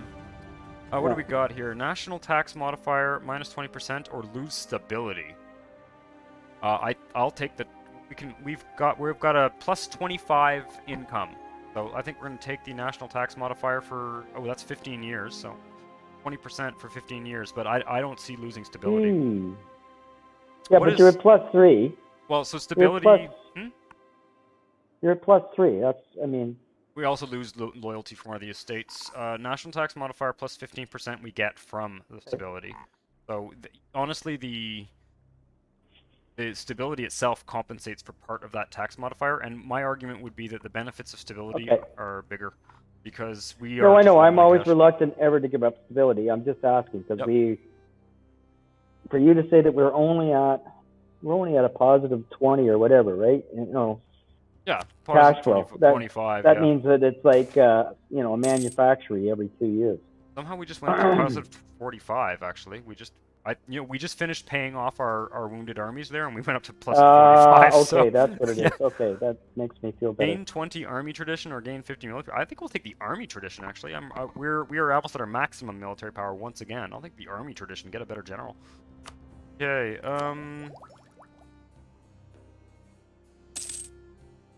Our truce with the Mamluks is ended. We do not have any claims on the Mamluks. So, oh shit! I gotta get that claim on Corfu. I'm gonna set up this diplomat to get a claim on Corfu. Yeah. Build the spy network, and then we're gonna take a 5-minute break. Does that sound good? Yeah, that sounds good. All right. So we'll be back. Where in 5 are we minutes. at in terms of technology? How far ahead are we? Pretty far ahead. We've got 3 years on military technology. 2 years. No, what is this? 2 years. 2 years and 2 years on admin and military. Yeah, I'm just thinking of expenditure of points. So we'll still be 2 years out from the war or whatever. Oh, that's fine. Yep. Okay. All right. I will Be back in 5.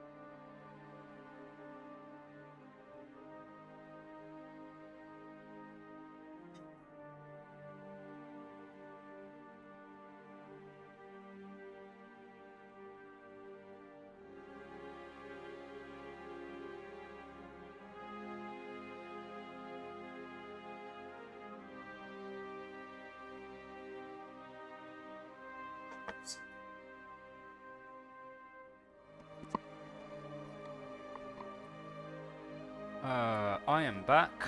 I'm just waiting on Dad here. Fine. Oh, you're back. Okay, good. All right. I'm just gonna double check my. Yep, we're all good. Dad, you're back. Yes, indeed, I am. Okay, perfect. All right. So yeah, I think we're gonna get the claim on Corfu. Take out, give this province to Serbia, and take this province, because it is actually in a state that we already, it's part of a state that we own the rest of. Yes. And that also wraps up the entire Aegean Sea and the sort of whole Greek archipelago, except for Cyprus, which I think we get a mission for later. And then Yeah. that way we can start pressing on to Bosnia and really sealing up this whole area as we continue to hammer on the east here. Speed 5. And, yep. For technologies. I don't really want to spend cash right at the minute. I think we'll just accumulate a bit. I feel like we have to spend every penny of our cash. You never know when you get those No, nasty events, you know? manufacturers still haven't come up yet, right? We only got like one or two. Yeah, we've only got the farm one there that we don't like to do. Rhodos, put some more military point. These military points are, in the long run, I think, going to serve us. Where's this Arta? Arta. Is there a war plan? Isn't a war plan one in this? The other Paradox games have like a you can annotate the map with war plans and stuff, which is encourage development here. I use it to write my be right back message. Anything I can use as text on the screen if I have to step away for 4 minutes at a stream. I use. It's kind of a fun way to do things. Okay, this guy's actually taking attrition though. There. Now, looking at we can actually build stuff in our. We can build stuff in our vassal. Let's take a look at our our subject interactions too. But yeah, let's take the promote investments one to get. We have 24.7% trade power in the Turkish Levant trading. So we have 3 vassals technically. We have the trading company, that one province trading company, and then we have. I mean, we may very well. We're already halfway to getting a merchant just from that one province because it's a center of trade. And then we've got Crimea and we've got Serbia. What can we do? Serbia has... Oh, we need to actually start improving relations on Serbia just to make sure that they don't get disloyal. I'm not seeing the disloyalty warning here, but... Yeah. It can't hurt. Yeah, let's get rolling on that. What is this? Gain 5 prestige. Oh, this is to trade to get a better consort. I almost never do this. This would be a better consort. 4, 4, and 2 is 10. 2, 3, 3 is 8. So this is a better. Oh yeah, I don't think. Yeah, get the better consort. Well, it's 25 min power. Whatever, sure. I don't know what. I can't see the trade-off, but okay. Yeah, it was prestige. It was. We could have just taken 5 prestige instead of doing it. The consort doesn't actually affect our, but you never know when you end up with a consort regency or something. I'm not sure how that works with the Ottomans, but I think we can maybe have a consort regency. So, oh wait, let's drill these armies. Heirs get killed or have to be killed, right? No, exactly. Let's drill the armies just for kicks. Oh, and one of those armies is actually our admiral's dead. I don't think it's worth getting another admiral for the time being. I'm just going to put this army up to. This third army here is 1 short of. It's combat width is 20. Yeah, combat width is 24. Oh, we're actually over combat width slightly. Okay. Wait, is that true? No, 24. 24 and 1. Yeah, we're good. We have. Oh, right. Okay, state firearm regiments. This is one that you might want to consider that if you haven't already looked at it. When you drill enough to get your total army professionalism to 20%, you can take a decision that is called state firearm regiments. What it does is it increases your land maintenance modifier by 15%, but it increases the army drill gain modifier by 40%. Yeah. So okay. I generally take it. Is that? If you I've come across it. I haven't been particularly good at keeping things like army tradition. Like I have been drilling and stuff like that. Yeah. I haven't been as good at tuning those parameters. I know they're important. Well, that's why I managed. Yeah, that's why I was highlighting it to you because it's an easy one to sort of misunderstand. So basically, what you're doing when you get to about 20% army drill is you're gonna look at your economy and you're gonna figure out can I basically afford to pay 15% for my army. 15% more for my army for the rest of the game in order to get like this bar here, this blue bar, and you look at the modifiers. We're only seeing the modifiers they're currently getting, I think. Oh, wait. We can see here. You get land fire damage, fire damage received, and shock damage received, which are all good modifiers, and this blue bar is the individual unit. So that blue bar will fill up faster, 40% faster, which I think is worth it, in my opinion. It's just, you're trading money for better troops, basically. Is a consort with the Ottomans and their cash flow, it tends not to be an issue. Yep.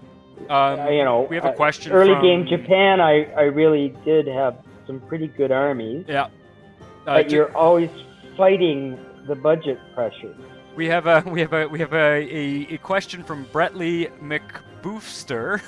Is a consort like an escort? Well, is a consort like an escort? Well, the consort is just... Depends how you consider a harem. Yeah. So I was gonna say, like, in a European monarchy, the consort is just the the queen, right? The consort is just the king's wife. But in the case of the Ottomans, there actually is a harem, in the sense that there is this sort of polygamous monarchy. So in some ways, I guess, the consort is sort of the favored empress consort is, I guess, the favored harem member. So an escort, I don't know. I mean, I think I'm mistaken, a lot of the members of the I think it's properly called harem, not harem. But anyways, I'm not sure. Yeah, I don't know. Yeah. Anyway, so I don't know if she's getting paid. A lot of slaves. Yeah. So the harem was often made up of slaves from all kinds of ethnicities, like Russian and Lithuanian and all that kind of stuff.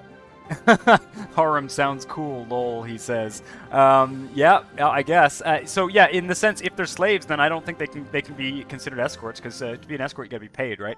It's not like they're trolling the streets of Constantinople to keep the exactly Sultan happy. Exactly. All right, so let's do that, I think, for the army drill gain, and then I'm just going to unclick. This is abolish our armed elite regiment, so at any point we can reverse that decision if we're poor, basically. But I'm just going to unclick that. But we can keep in mind that that is always an option to go back and reverse that decision. We find that our army is costing us too much money, and let's. We are building a spy network there, and we're going to start improving relations in Serbia. Going to start improving relations in Serbia to essentially prevent them from becoming independent. If they're under... disloyal. Sorry? Disloyal. Disloyal. Yeah, disloyal, and then eventually... Yeah, because they can actually get countries to support their independence. So... We're at plus 15. Taking a look at our court here. 2, plus 2, plus 2, and plus 3 from our advisors. We are... Our military advisor. Who are we paying so much for here? Morale of armies. Oh, that's good. Yeah, we'll keep that. I don't want slaves though. An all volunteer harem. Yes, that would be the more equitable way to do it. Okay, diplomatic ideas. We have benign diplomats, which gives us improved relation plus 25%. Honestly, I think that it's actually pretty good. Considering the fact that we get a lot of aggressive expansion, I have these diplomats basically permanently improving relations with all of our neighbors for the entire game. So to have a 25% boost to that is really not a bad thing at all. And there we go. I'm just going to look at these. I mean, I feel a bit silly looking at these trade company investments, but I don't really see the disadvantage to local development cost. That's probably not worth doing right now. Local tax modifier. Local production efficiency, probably not worth doing because they're kind of shitty goods, but take the trade power because there is a center of trade there. Let's go with this company depot here. The trade power is worth it because it's center trade. Yeah. And then we've got the finisher one here: land force limits, naval force limits, trade value modifier, and the other one there. Yeah. Not sure if this is a lot of money to be spending though for essentially tax. Well, okay, so what's the manufactories that are coming up? That's well, this is unrelated to the This is the trade company investments. They're not related to the manufactories. They don't use up building. No, slots. It's the amount of money. Oh, the amount of money. Yeah, you're right. When do they come up? Yeah, we've got. They're in another 2 techs. Where is it here? Okay.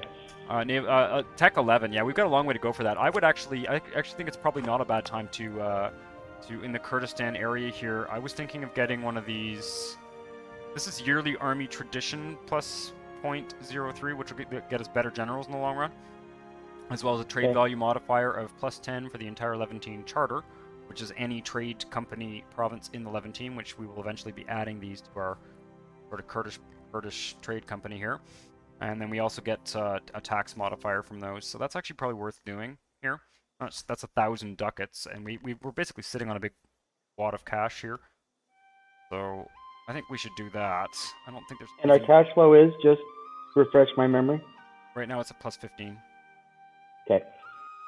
I don't see the trades during one because we're going to control the entire node. So let's grab that. I think it's a good idea. Our army tradition is really pretty unbelievable as a modifier in the long run. It just means we're going to have, on average, better generals. All right, so we've got legalism again here. Legalism and prestige sounds good. Government reform. All right, the fun stuff. So this one basically we choose between 3 estates. The administrative cadre. We have we can either choose an administrative clergy, which gives us a free admin policy, which is kind of okay. We can also get leader cost -10%, that's kind of garbage, or advisor costs -10%. Each of these also give loyalty equilibrium of +5% to their respective estates, and an influence boost of +10% to their respective estates. So they're kind of all have a bad side to them. I tend to go with the clergy on this one. Because you want the free administrative policy? That's the policies. Yeah, at least a choice. Yeah. Where are the policies? I always forget where the policies are here. I know what you mean. I know how the modifier works. If you have too many admin policies, you start deducting, right? Admin points off your monarch points. So it's a kind of unique bonus, and anyway. Yeah, I mean, my temptation is to go for the cheaper advisors, but it depends on what policies we think we're going to be taking. We can take a quick look here. When we finish administrative and diplomatic, these two, if I recall correctly, kind of have a shitty synergy, unfortunately. But where do we see? Man, it is so annoying. This particular item here is. There it is. Okay. Record Keeping Act gives us diplomats +1 and mercenary maintenance -15%. God, that is garbage. That is such a garbage policy. Yes. Well, honestly, I would be tempted to not take a policy and to save that policy, because that will literally have no impact on our game. It's not like diplomatic slots, it's diplomats. So I would be tempted to not take a policy there. But anyway, why don't we? What do you think? Administrative clergy? Do you want to have that free policy slot, or do you want to? Your call. I mean, it's a nice to have, because you never know which permutation combination is where it's going to lead you. The other basis on which the other basis on which we can make this decision is the influence of the various. So you can see here that Umera, for example, is only at 43% influence. So if we were to take the nobles of the robe here, we don't want to give too much influence to the Ulame. Actually, the Ulame is at 55% already. So I'm kind of tempted to take actually nobles of the robe, even though it's kind of a shitty bonus, because their influence is lower. I've always found that choice to be not particularly consequential, but maybe I'm wrong. Maybe someone. I generally don't find this. It's not until you do a radical change in government that. Yeah, exactly. That things get really exciting here. I have a feeling there's some events that maybe spawn because of those or something. Umera loses 10 influence. Well, there we go. We have a bad reputation. What is this? Babbling buffoons. Well, that sucks. We've managed to convert the heretics of Malatia. Okay, perfect. Now, still waiting on these military techs. Our manpower is at 42,000. Pretty good. And our truce with Venice is over in another 3 years. Kind of thinking we should squeeze this war in with Venice before we call it a night. We'll see. Yeah, so let's keep it at 5 and walk on. Exactly. Okay, we're going to take courthouses here, and we're going to take pike and shot. We've got courthouses and regimental camps. It might actually be worthwhile to build a courthouse in Constantinople. Looks like it is. Yeah. Save us 23 ducats for now. Gold rush. Wow, we gain 1 inflation, but we get 1,200 ducats. Neat, and that's from Kosovo. Yeah, good old Kosovo. Yeah, they're going to keep giving us, why is it? Oh, okay. Defender of the Faith, we don't care about that. Okay, do I want any more of these, trade things here? Local tax modifier. Oh, these ones aren't built. Okay, yeah, I wanted those ones. Get the tax modifier and development cost ones. Not that we're going to be developing here, but tax modifier won't hurt. They'll pay. These pay off. The thing about the trade company investments is they almost, even if they take 80 years to pay off, they always pay off. So when I have like a big chunk of cash, I know, they're like a big boost. Yeah, production efficiency, local goods produced actually, that doesn't hurt.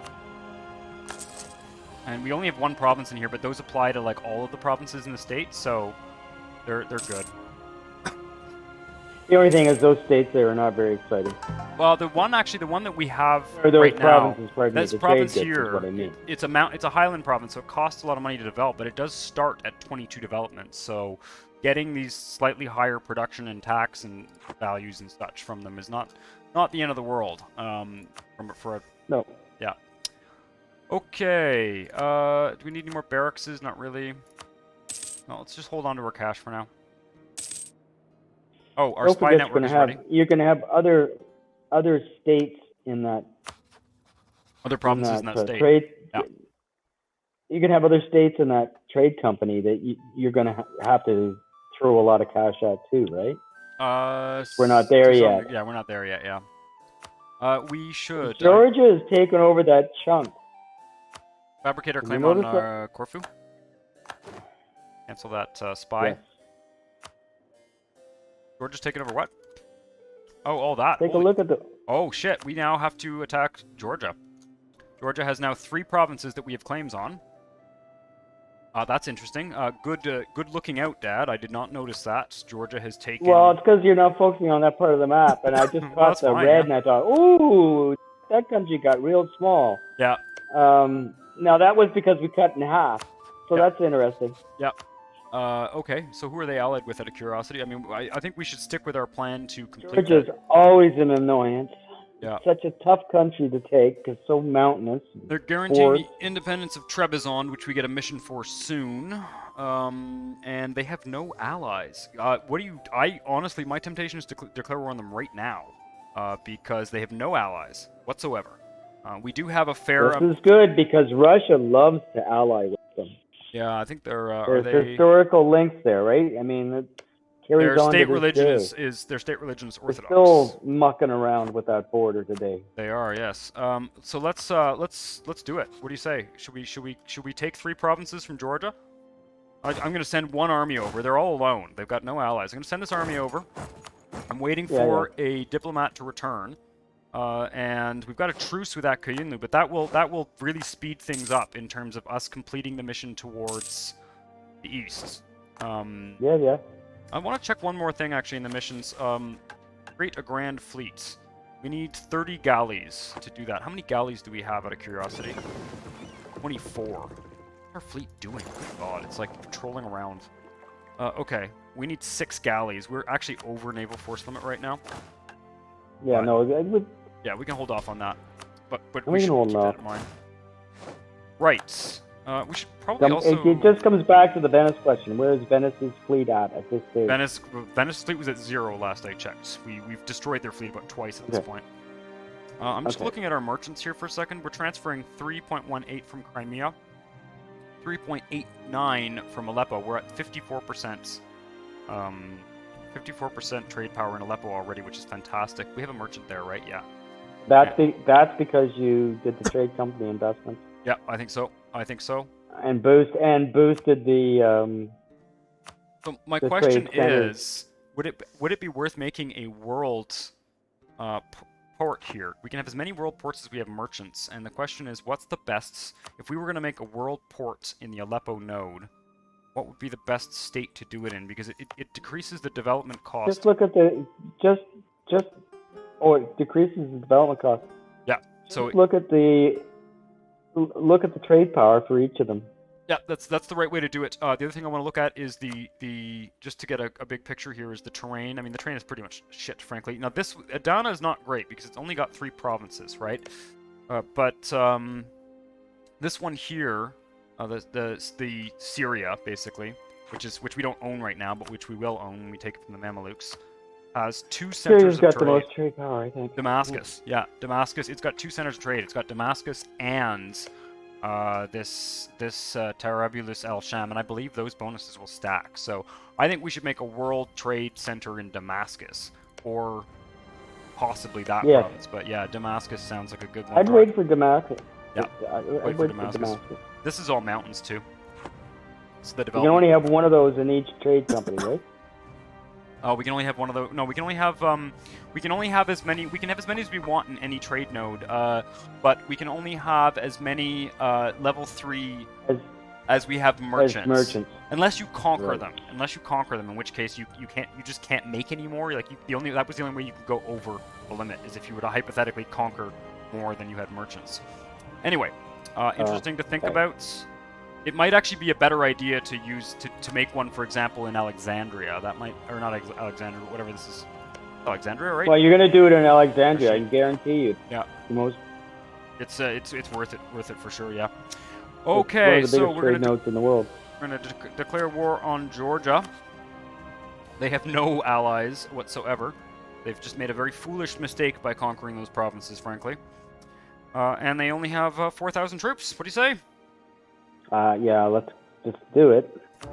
They're also, because they're Orthodox, it moves us towards legalism. So we don't even get normally when we declare war on these Muslim countries, we get the mysticism, right? So we can now do this. I mean, I almost feel like this is like cheating, but we're gonna debase again. Grab another 350 gold, and spend our little legalism points here to get rid of the corruption. Just currency manipulation. We're currency manipulators. Alright.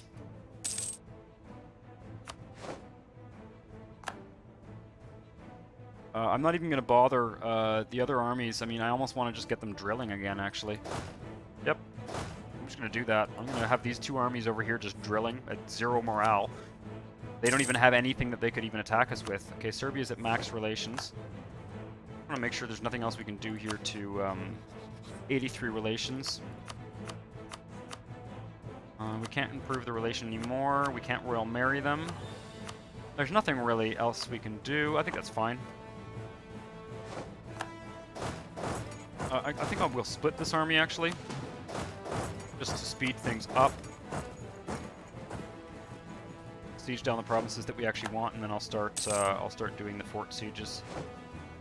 Crimea is already... Looks like Crimea is already doing their thing. Probably should have just gone straight for the forts, but... Somebody's having a... Wouldn't waste too much time. For some reason, those forts, I think... They're in mountain provinces, they take longer. And it took a long time. We can actually siege them both down at once, strangely. That's a capital fort, that's why. Our truce with Akuyunlu has ended, so... We've got... Oh, our truce with Venice is about to end too, so we want to finish up this war as quickly as possible. I just want to see how much war score we need. 1, 2, 3 provinces. Yep, the Mamelukes in Venice might be in a coalition against us, but we can deal with that. And we just need to occupy a fort, I think. 1 fort will do it. So let's go to speed 5, get that done. I don't see anything else that's urgent. We got shipyards yet? No. We're actually working on shipyards. Siege of Tau. Okay, that should be good. That's it. We can do it. Okay. Take 100 ducats. Take 2 provinces. Make the Mamelukes and Venice even angrier. That's 3 provinces. I don't see the 3 provinces. And they're all in the. Oh, they're actually. interesting. Okay, so we've got another state here. Now this state has 2 Armenian provinces and 1 Pontic province. Pontic steppe peoples. None of which, of course, are accepted cultures. So once again, we're going to add these to trade companies, if that makes sense, Dad. Yep, that was the game. Was and this is to go actually a separate trade. Crazy with the Ottomans. Yeah, this is a weird one actually, because this is actually considered the Crimean Charter. There's 2 separate trade companies that split at this line here between these two areas. It's really weird. Yeah. So it's a bit bizarre, but we've now got yet another. The Aleppo trade node. The Aleppo trade node is not very big. Yeah. So that's the Turkish Crimea one. That just gives us. But do these have any forts on them actually? If we were to build a fort on one of these, we could do a similar thing in terms of the one that makes defensiveness, because these are mountain provinces. So let's. Yes, but that's a temporary frontier. Yep. I agree. It depends how far we go if we decide to go into the Caucasus and stuff for sure. So we'll assign that to okay, so the way I approach those decisions, right or wrong, is I look at the trade goods. Yeah, I'll look at the trade dyes, goods. Yeah. I think there's probably dyes and silk and crap like that in there. There is some copper. We're giving up 1 copper province, which is a bit of a shame, but honestly, it's a mountain province, so it's going to be expensive to develop. We are going to be able to get production income from it by using the trade company investments. So no, I'm not. I'm talking. I thought you were talking about going further than we have so far, like into the future. Right, yeah. Let's take a quick look, just out of curiosity. Not much, honestly. There's we've got Imereti has cloth and eventually coal, and then this province here has silk. What else? Lots of wine. Cotton province, that's good. There's not a hell of a lot up here. And some dyes. Well, I guess, yeah. I think I would make all of this a trade company, actually. I would make all of this a trade company in, that's my inclination, is anything that we're allowed to put into a trade company here that's not an accepted culture. The bonuses are it just really pays off, considering that, like, right now we actually have quite a lot of governing capacity to use up, but, like, once we've conquered all of the Aleppo trade node here, once we've conquered all of Egypt and Syria and down to Mesopotamia, like, once we're using all this up here, which is all accepted cultures, we can create quite a big empire that goes all the way down into Arabia and stuff, and all the way down to Basra and potentially even Aden. That's a lot of governing capacity, and it's all accepted cultures. Whereas this stuff in here, not that valuable. It's kind of shitty terrain, decent trade goods, but the trade goods also, we can probably get at least 1, if not 2 merchants from these here. We've got. Oh yeah, no, I don't have any problem with the trade company approach. The original discussion, which you missed, was much simpler than that. Oh, okay. I thought you were calling into question as to whether we were going into those provinces. Period. Oh yeah. No. Yeah. No. The way to go there is take them. They have good products. Trade company them. You can still build buildings. You can still get value out of them. Yep. Oh, for sure. You just don't have to. You don't have to develop them. You just don't have the flexibility to be pretty choosy on the building. Yeah, just to be clear, we can build buildings in trade companies. It's just that's what I'm saying. Yeah, the trade companies are only profitable in terms of tax and production if you build the trade company investments. At which point it counteracts the fact that they're getting it gets rid of a bit of the autonomy, basically. Let's make territorial cores out of those 3 provinces. And that didn't cost us very much, thankfully. And now I think it's time to turn our attention to Venice. We have about 1 year before our truce with Venice is up. Yep. Allow transfer subjects. That's an interesting one, actually. Does Venice have any subjects? Probably not. I don't think they can. Oh, yes, they can. Of course they can, but they don't have any subjects. Okay, that is one of the only interesting benefits here is you can allow the transfer subject in peace treaties. One of these Yes. that's kind of an interesting bonus. It's something I've seen people do when they're playing like England. England gets a Casus Belli to take like these northern islands from Norway, and you can like Yeah. declare war on Denmark and just get Denmark to transfer all of Norway to you.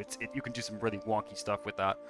End up with like a giant vassal by forcing the overlord to pass the vassal over to you, which is an interesting approach. Not something I think applies to us currently though. So our armies, these armies can be sent over here. We're going to keep them close to this area, maybe down on Adana, so that we'll probably get revolts there. And that's it's going to be really easy at this point to... What have we got left in this mission? We've got Urfa, which is part of Akkayunlu, and then we've got these 3 provinces, which are part of Karakayunlu.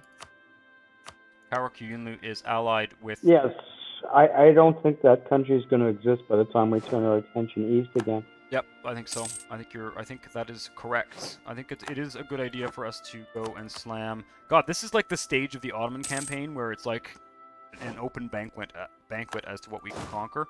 The Mamelukes are going to start to. I mean, they've actually expanded a bit, the Mamelukes down here, but they are actually in the process of expanding and fighting Karakayunlu and stuff. But at least with the first game, I found that every country to the east, the initial struggle was not, it wasn't hard, but it was a lot of hard work, and you could only do so much at a time. Yeah. Of course, I cored everything under the sun, but yeah, you were playing with that weird DLC stuff. I'm gonna just take this adaptive combat terrain thing, which gives us a combat bonus in all farmlands provinces. Not that it's going to be very useful, frankly, but there's pretty much nothing left for us in those bonuses now. Drilled the army for a year. I'm going to get 2 of these armies. This army here, you know what? They're actually well positioned. They're all in coastal provinces. We're going to use the navy anyway to conduct that war against Venice. Can build the trade company investments here. Right, Kurdistan, we already have them. It's this one here. Might as well do this now. We don't have manufacturers for another 3 or 4 techs. Local trade power, maybe we'll go with the defensiveness one. Defensiveness and supply limit. That's good. Trade power, and manpower, and tax. What do we want? Manpower or trade power? We can do both. Sire, the subjects are revolting. Oh, they're not so bad. They're just a little ugly. That's a Brady McBooster again. Very funny. My dad unfortunately is not able to monitor the chat. Or are you seeing the chat, Dad? Because I can't remember whether you. No, you don't have it open this time. Okay. Unfortunately, the screen I'm on, I have to keep it full screen. Yeah. Okay. And it's the time lag one, but at least it's clear. Mm-hmm. I get it. Local trade power. That's probably more useful for now. Do a couple of those. I won't spend all the money we have, but save some. We are making... I'm wondering if you didn't have this difficulty with me, and yet I'm uploading. I'm wondering if it has to do with I have a nitro boost. A nitro boost on Discord? Yeah. That's an idea. We might the nitro boosting the Discord might alleviate the issue. We're back down at 55% here because our diplomatic reputation has gone down. But right, we ready for this war? Because my Venice? chicken's got to be fed. all right, diplomatic reputation +2. I'm just looking at that because the Wallachia situation. Yeah. Well, we will. Let me just. I want to double check here and see. Back up to 61 there. Yeah, we're really like on the edge of being able to vassalize Wallachia. We'll eventually get a mission to just conquer them anyway, so may do it that way. It's just another few months.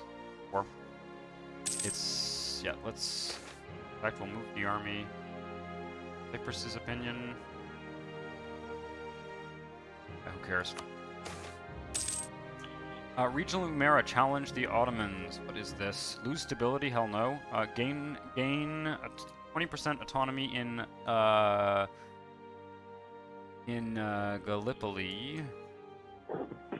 That's It's only a single province, and it will go away, right? Yeah, exactly.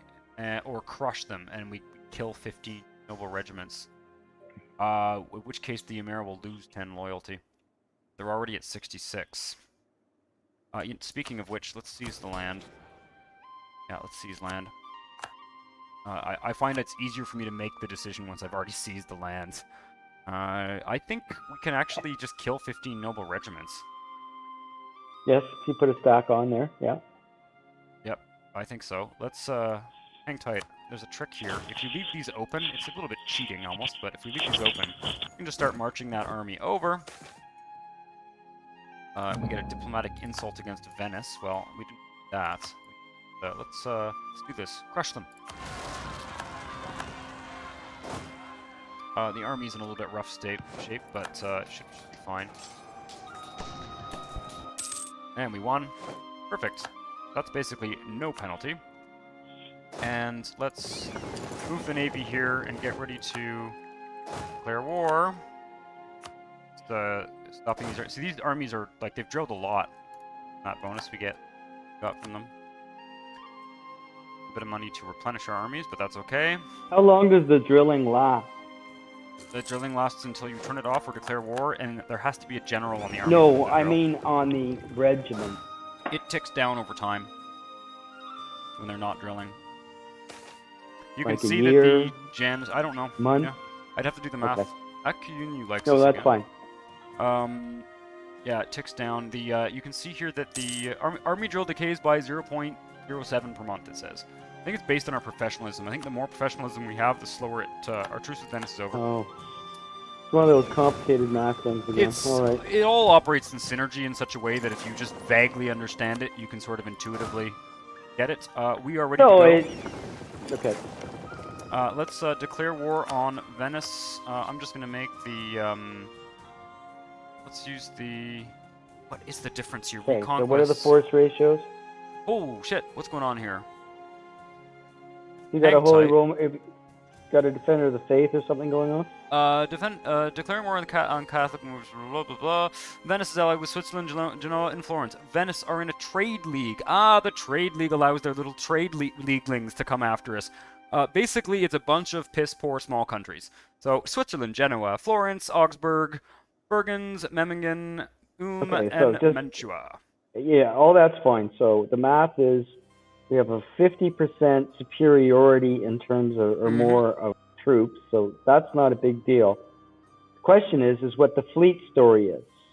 Interesting. I don't think we can't really know from this. Here is my view. I would just go to the ledger and check on Genoa. Yeah, Genoa's we're checking on. And check, and probably Florence. But anyway. Venice. Okay. We'll go to fleets here. Navies. Venice. Venice does have now 17 galleys, so we'll have to be careful with our fleet. Yeah, you know what? You're right. Now. Where's Genoa at? Florence is at 7, and Genoa is at 4. So I would say that first of all, we need an admiral.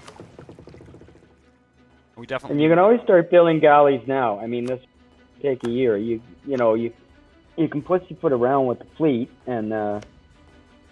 One thing is but we were past our force limit. Shit. Yeah. I think we should just do it. I think we should just do it, and we should just react to the situation and pick off the navy. No, I'm not saying delay, but I'm. Yeah. Anyways. No, I see what you're saying. I find that wars are long enough that if you're a bit behind, you sort of, you can, build a small fleet of galleys pretty quickly, if you need to improve the superiority of things. Yeah, we haven't gotten shipyards yet because we're working on which is unfortunate. Otherwise, I would have built a bunch of shipyards, but it's okay. I think we should just go for it and just be very careful with the navy. Slow it down a bit here. So let's do that. I was thinking this would be a little bit easier, but I didn't understand. I forgot that this trade league thing, of course, means that they can all come in. Now, what we need to do? So let's declare this war. We're going to go for. We actually get less aggressive expansion, I think, if we go with the Reconquest Casus Belli. Yep, let's do that. And yeah, we'll just be careful. So let's take a look here. We're actually at parity in terms of, basically at parity in terms of galleys. We have a little bit less. Serbia and Crimea are also contributing, so let's get the navy out there so that Serbia's navy doesn't get flattened all in one. Oh, Serbia doesn't have a navy. What are you talking about? Okay, wait. We've also going to pick off one right there. Local development costs, whatever. Legalism. Be a little bit cautious here. I'm going to move in and siege down that province quickly. We're going to go siege down this fort here because it's part of our war goal. And then once the war goal is taken care of, where's the rest of our army? It is over here. Let's just get them marching over towards Constantinople slowly. And we've got, who are we at war with here? Just to get a clear picture. So I think one way to do this, we've got to win some naval battles here. But one way to do this is to just, okay, look at that. They're all clustered up here. It's basically these Swiss miners. This is actually quite irritating. So I think the way we want to do this war is normally what I would... taking out Venice... Go ahead. Well, we can't... Venice is the war leader. So what we need to do is figure out... In fact, can we do it now? Oh, we can't. Figure out how much war score we need to just take the provinces we want and end the war is going to be my solution here, because, I mean, you never know. We may win a big naval battle and then, you know, it will become tempting to... But if we need to get a country out of this war, it would be Genoa. Genoa is pretty easy to win against because you just go siege down their capital and then they're done. Thank God Venice doesn't have all that Crimean shit anymore. That would have been annoying. I'm seeing an 18 naval stack here. I don't know why I did this way. This is kind of stupid, actually. Walked those troops there. Okay. Yeah. Forgot that there was a strait. It's not a big deal. Let's provoke a naval battle and hopefully win it. Yeah, we are winning this battle. Like they... Yep, okay. Did not sink anything. That's a bit of a shame. Let's fight that little one stack there and then leave the navy in port. There we go. That's a galley sunk. I think we're in good shape. We're gonna siege down. Can we walk over here? Ooh, we gotta go all the way around Serbia. That's irritating. Okay, we'll move the navy up to port here and get that army moving, because I think we should go and... Ooh. Okay, another naval battle. Looks like their fleet is split up enough for the time being. We just sunk 4 more galleys. Good. Yeah. Yeah, their fleet is all split up, but it will combine if we kind of let them. Yeah, I know. It's the advantage of surprise, basically. Early in the war, you can pick off pieces, and then they start to coalesce. So I'm going to try and land troops in Spalato here. So we can increase our war score against Venice. And I think the goal here, because I'm not too worried about, I'm not seeing any alarmingly large stacks. The goal here is going to be... One of the things you can, move this army. The Adriatic's a great pen because you can sort of seal off. If you're lucky, you can get an equal fleets on either side, and they don't attack at once. I'm gonna get some repair ticks for the navy. Yeah. And then I will probably try and pick off this small fleet here, but I'd like to actually repair it for a few months if possible. We've got an army sitting right here. Move it up forward a bit in case I'm not seeing... Oh, it looks like Crimea has come around to help us siege down Venice. Oh, we've got armies up here too. We're being attacked through Bulgaria, as one would expect. Let's try and finish up this siege here and get those two all armies. those guys in Switzerland will go, They'll go around that way. I would like to avoid, if at all possible, invading Switzerland, through the Alps. It's sort of the classic bad move in these games. Okay, Corfu is done. Send the... You need a pretty strong predominance of force here. It's a long way to walk, and it's a long way to walk back. Yeah, exactly. And you can get all manner of ridiculous access rules start to apply, and you just never even know if your troops are going to be able to get home. All right, I'm going to do a little kind of sortie there, and let's get this. I've got 2 armies now converging towards the stuff that's invading us here. I'm just hoping to catch a few small stacks here. There's a stack wipe. There's a stack wipe. And And let's kind of liberate Serbia here. Be a little bit careful because these are mountainous areas, but currently they're sieging things down. Navy is repairing. Yeah, let's get that Swiss army before... Ooh, okay, wait a second. Should be okay. We may lose one of these. We'll see. No, looks good to me. We just stack wiped a big Swiss army. I don't know whether we have a technological advantage or what here. I don't think we do. I suspect we're tech. What, 8? Oh. Military tech 8? Military tech 8. Oh, some of these Swiss countries... I think we're all at Mil Tech 8, though. No, okay, Switzerland was a tech behind us. That's what's going on there. That's what's going on there. Because we just, those battles could have been lost, actually. Right, let's let the Navy... It's always nice to know these things ahead of time. I always look at the technology map before I go to war. Yeah. Just so I know. Nope, you're right. Sometimes you get a bad surprise that says, oh, my tech behind, let's just slow down. I'm going to stack wipe this 7 here. They're locked in.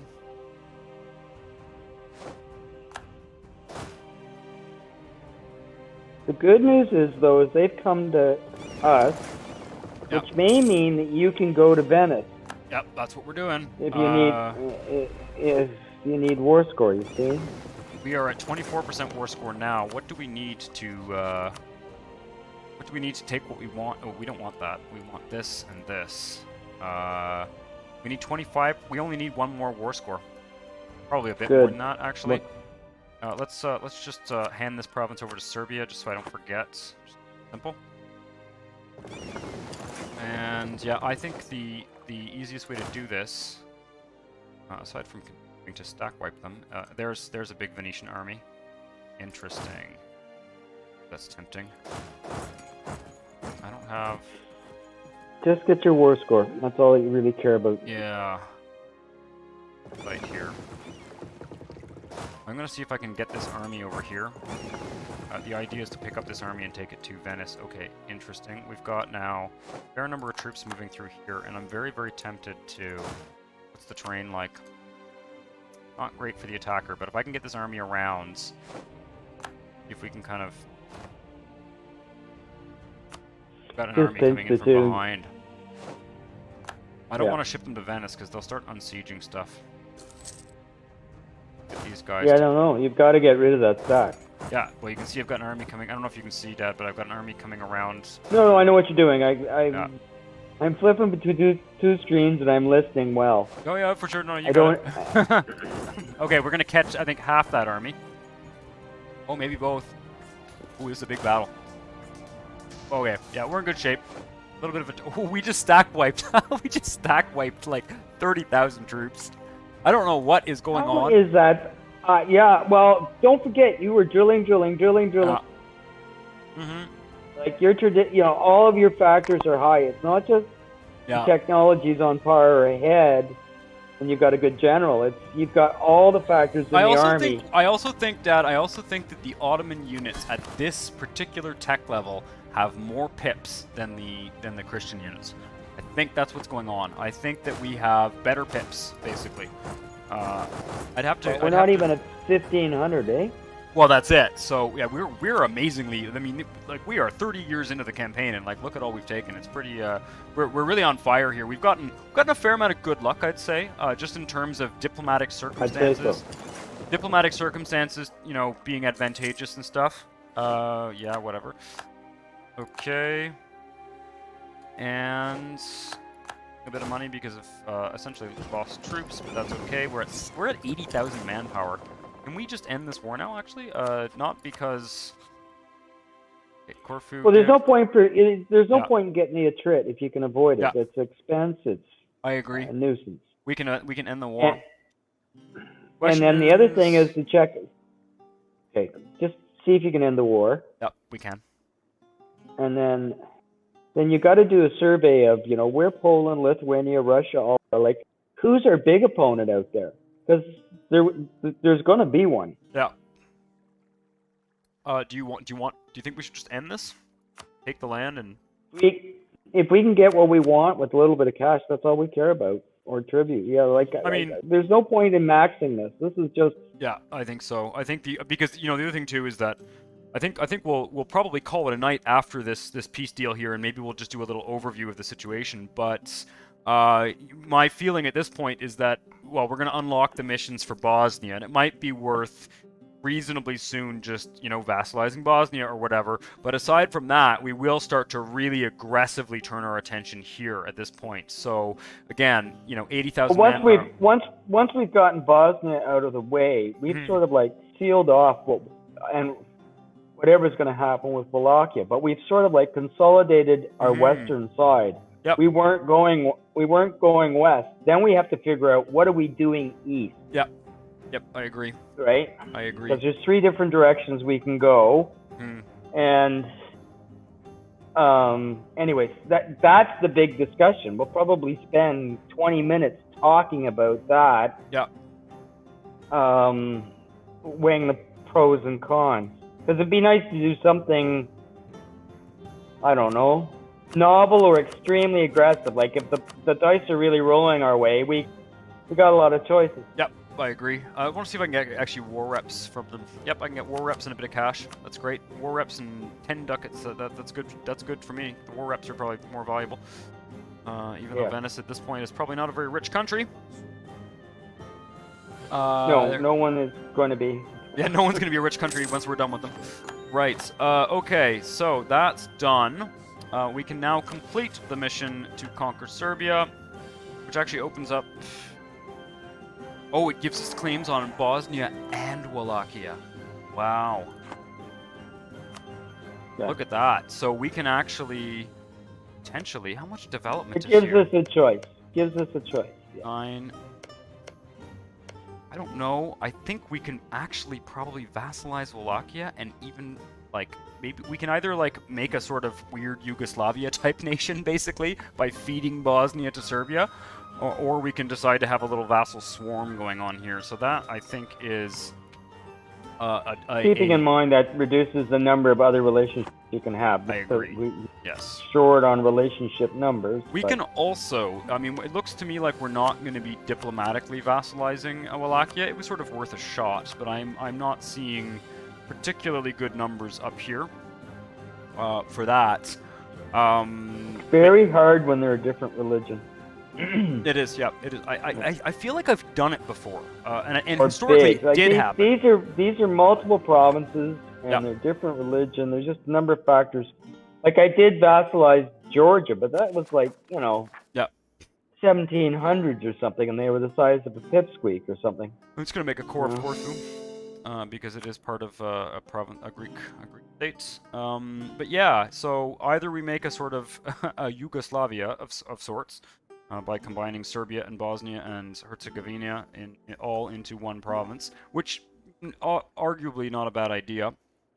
One big Serbia. Does Serbia have any cores here? The culture's you'll have to vassalize them when they're small, and then you make them big. Yep. And then there's these Dalmatian provinces, which I guess we don't really. I'm just looking at. Serbia actually has 2. Permanent. It has 2 cores in Hungary, which is kind of interesting. See, that's what I would be doing in this campaign. To be honest, what I would do here actually. Yeah, here's what we should do. There is a reason not to. There's a reason not to vassal. Or well, I guess we have claims on all of them, though, don't we? The other thing we can do here is because Bosnia has cores on these 2. So if we make them a vassal, we give them those 2 cores. But we have claims on those 2 as well. We just don't have a claim on this one. So I don't know. If we can feed Serbia also has a claim there. Kind of tempted to make 2 separate vassals there, but we'll see. We're going to be... Yeah, there's 2 provinces of Hungary that we can give to Serbia as well. See, I would be just chipping away at this whole area. Every time we're waiting for truces to finish up here, it is no trouble to me whatsoever to fight you know, a quick war with Austria or Hungary just to grab a province or two while we wait for a truce over here. That's kind of how I see this. Well, I guess the only point I would make to you now, this will change. This is early days. Like we're not even in the 1500s. Mm-hmm. So as long as those opponents are small, Yep. you can get away with that. But the sooner that you just grab those chunks and either give them to an existing vassal, Mm-hmm. you can make a greater Serbia. Yep. And I would think that that's probably the easier route, as long as you don't have to fight half the Yep. Hungarian Empire. right? Brady McBoofster in the comment section says, "Please make Yugo," and you know, please make Yugos, yeah. And you know, unfortunately, there is not. I don't believe that there is a Yugoslavia tag in EU4. Correct me if I'm wrong. I'm gonna have to wiki that. In Victoria 2, you can make Yugoslavia. If you're in Victoria 2 in the 19th century version of this game, if you play as, say, either Russia, like it all starts under the control of the Ottomans, basically. And if you play as Russia in the early 19th century, basically what you can do is you can force the Ottomans to liberate these Orthodox areas, right? And then you can.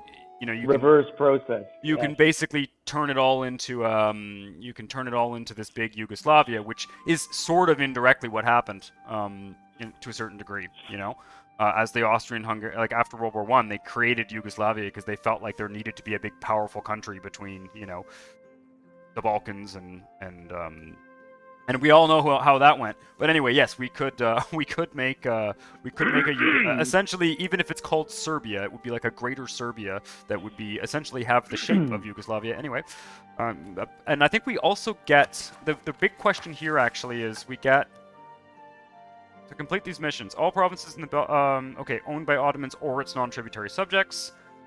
Owned by Ottomans or its non-tributary subjects.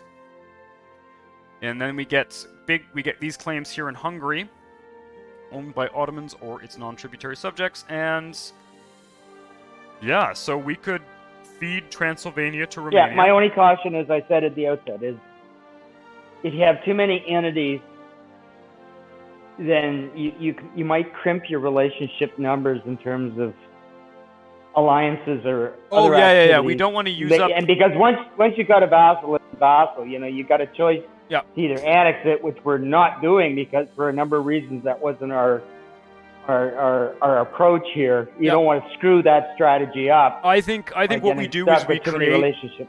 I think what we do is we create a sort of big Romania essentially. We can feed it Transylvania and the Danube area, or we can feed that to Serbia too. We can basically feed the Danube to Serbia, feed Transylvania to Wallachia. And then we also get, what else do we get here? Don't get too mission-centric here. All we want to do is just secure our borders. We don't need to do those missions. You're going to end up we'll end up fighting. Doing that anyway. Yeah.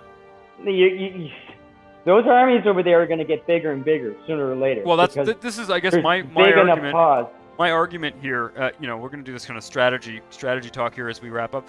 Do you know the Yugo automobile, Rob? The Yugo automobile. Yes, I do. Yes, and that is in the yes. There are lots of jokes about making Yugos in the whole Paradox on the Paradox forums. That's a thing for sure. Yeah, we will make Yugos. We'll invent the automobile in 1720 and produce them primarily in Yugoslavia for sure, and call them Yugos. That's the plan. That's our campaign strategy. All right, so I think we're almost at the stage of wrapping this up. We'll start off the next episode with a discussion of, is it north, east, south? Like, what's the challenge that we're going to put in front of ourselves?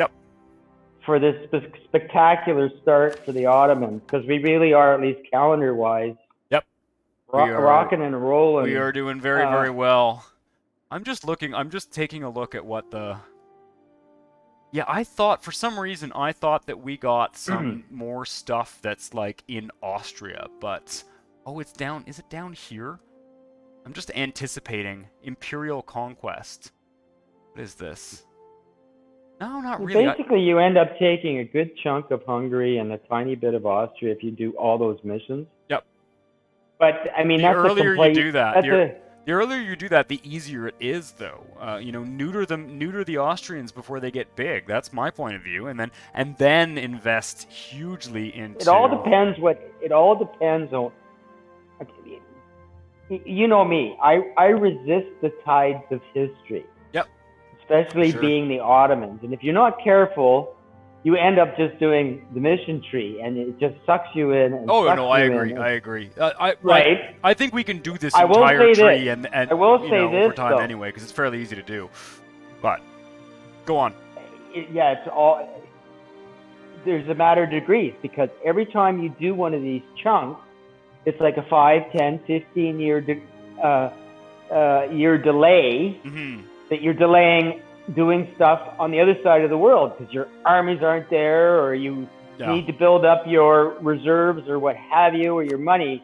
Yep. My point is that some of those things are very easy to accomplish at the end of the game, as long as Austria hasn't gone on to conquer the known world. Yeah. Because it becomes quite small if it doesn't join itself to Austria-Hungary. It doesn't become a superpower. There's too many foes to the West, right? It sort of gets. I just think we should be opportunistic. I think next episode we're definitely going to be almost right at the start. We don't have a truce with these guys anymore. We just need one province from them, and then these 3 here to complete to get us then claims on all of this and like all of this. So like if they're as fast as this little Georgian war we just had, fine, we can pick at them. I do not want to get sucked into a vortex of repeatedly fighting the Austrians. Yeah, no, it does. It starts to, but again, we have a huge advantage in terms of the quality of our cavalry and just the quality of our army in general. Oh, I know. There's no doubt right now. Everything is in peak form. Yeah. And it's only going to get harder as time goes on. So I would. It's only going to get harder. Yeah. The question is our foes to the west, north. Because this only gets easier. Foes right now.